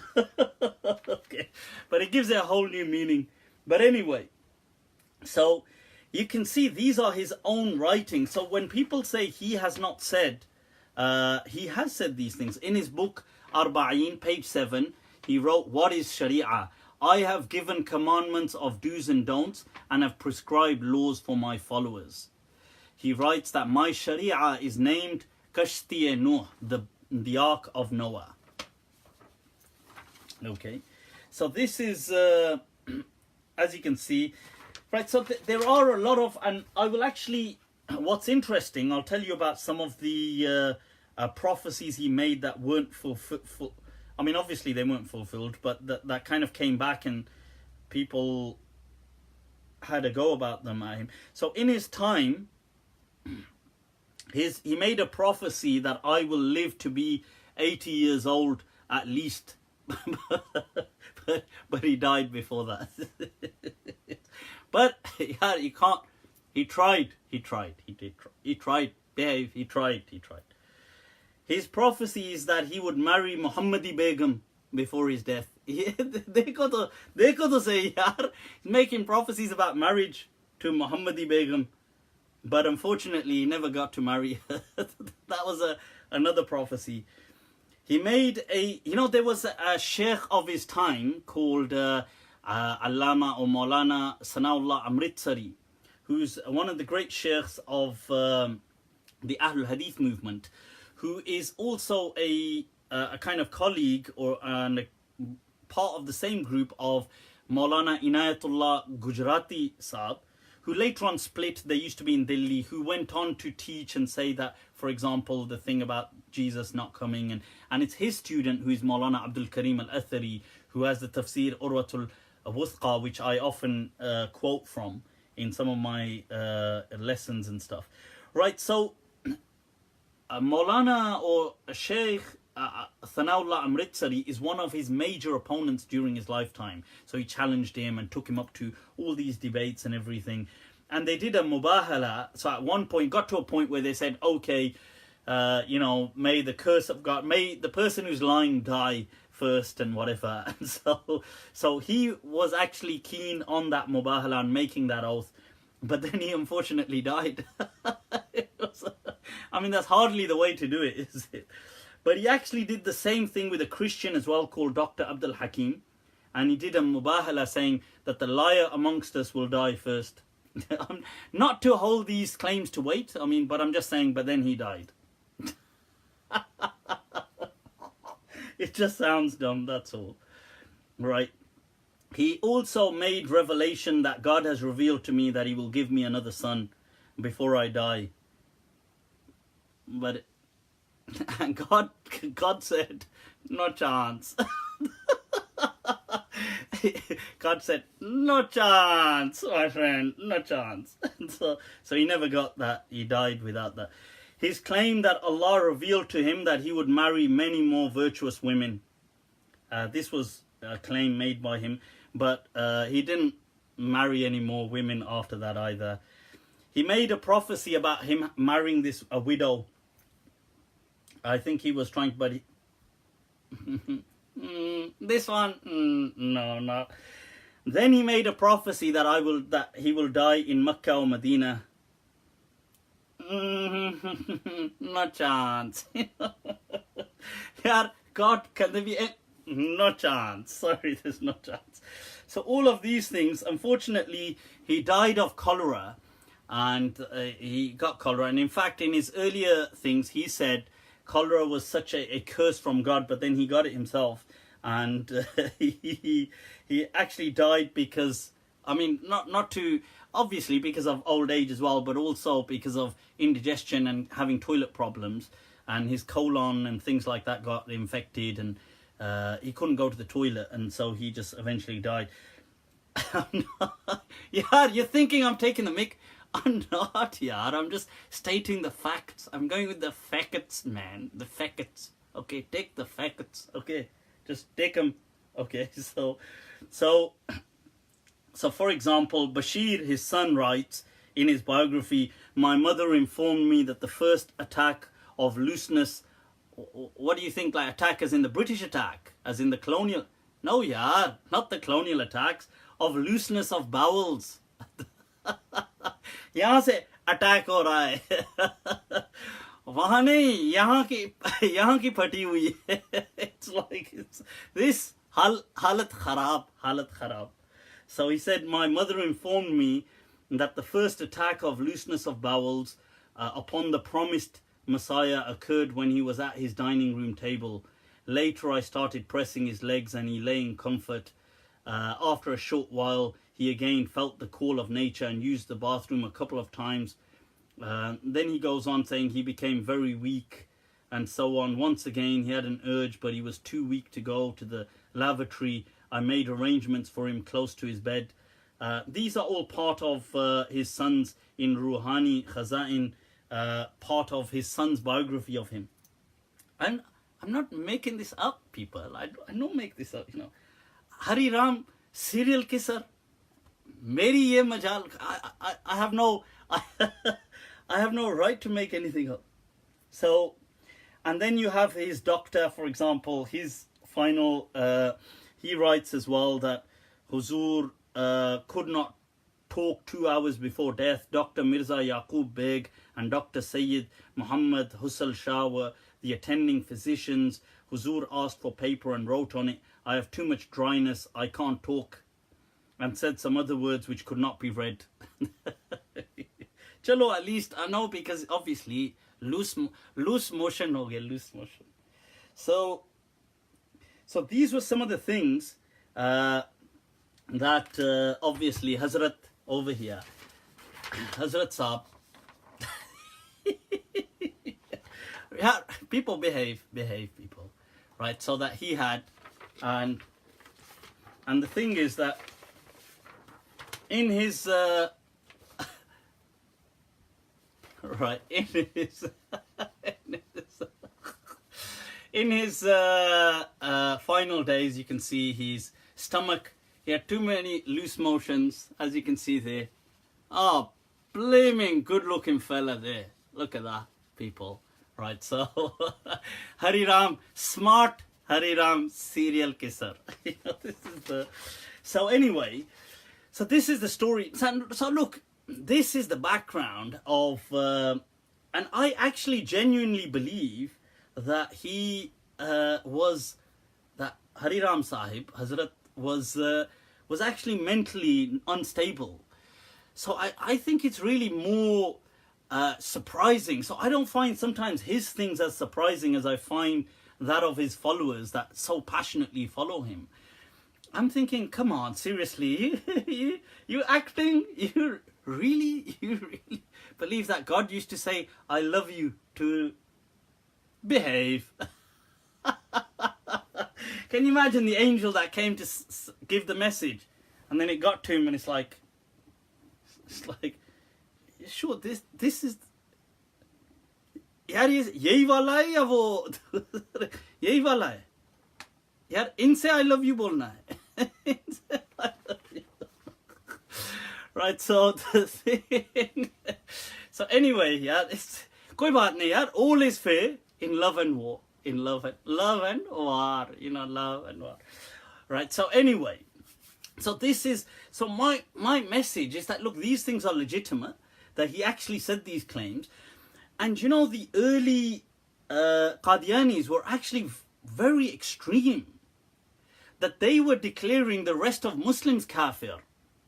So this is why then the rest of the Muslims reacted harshly against them.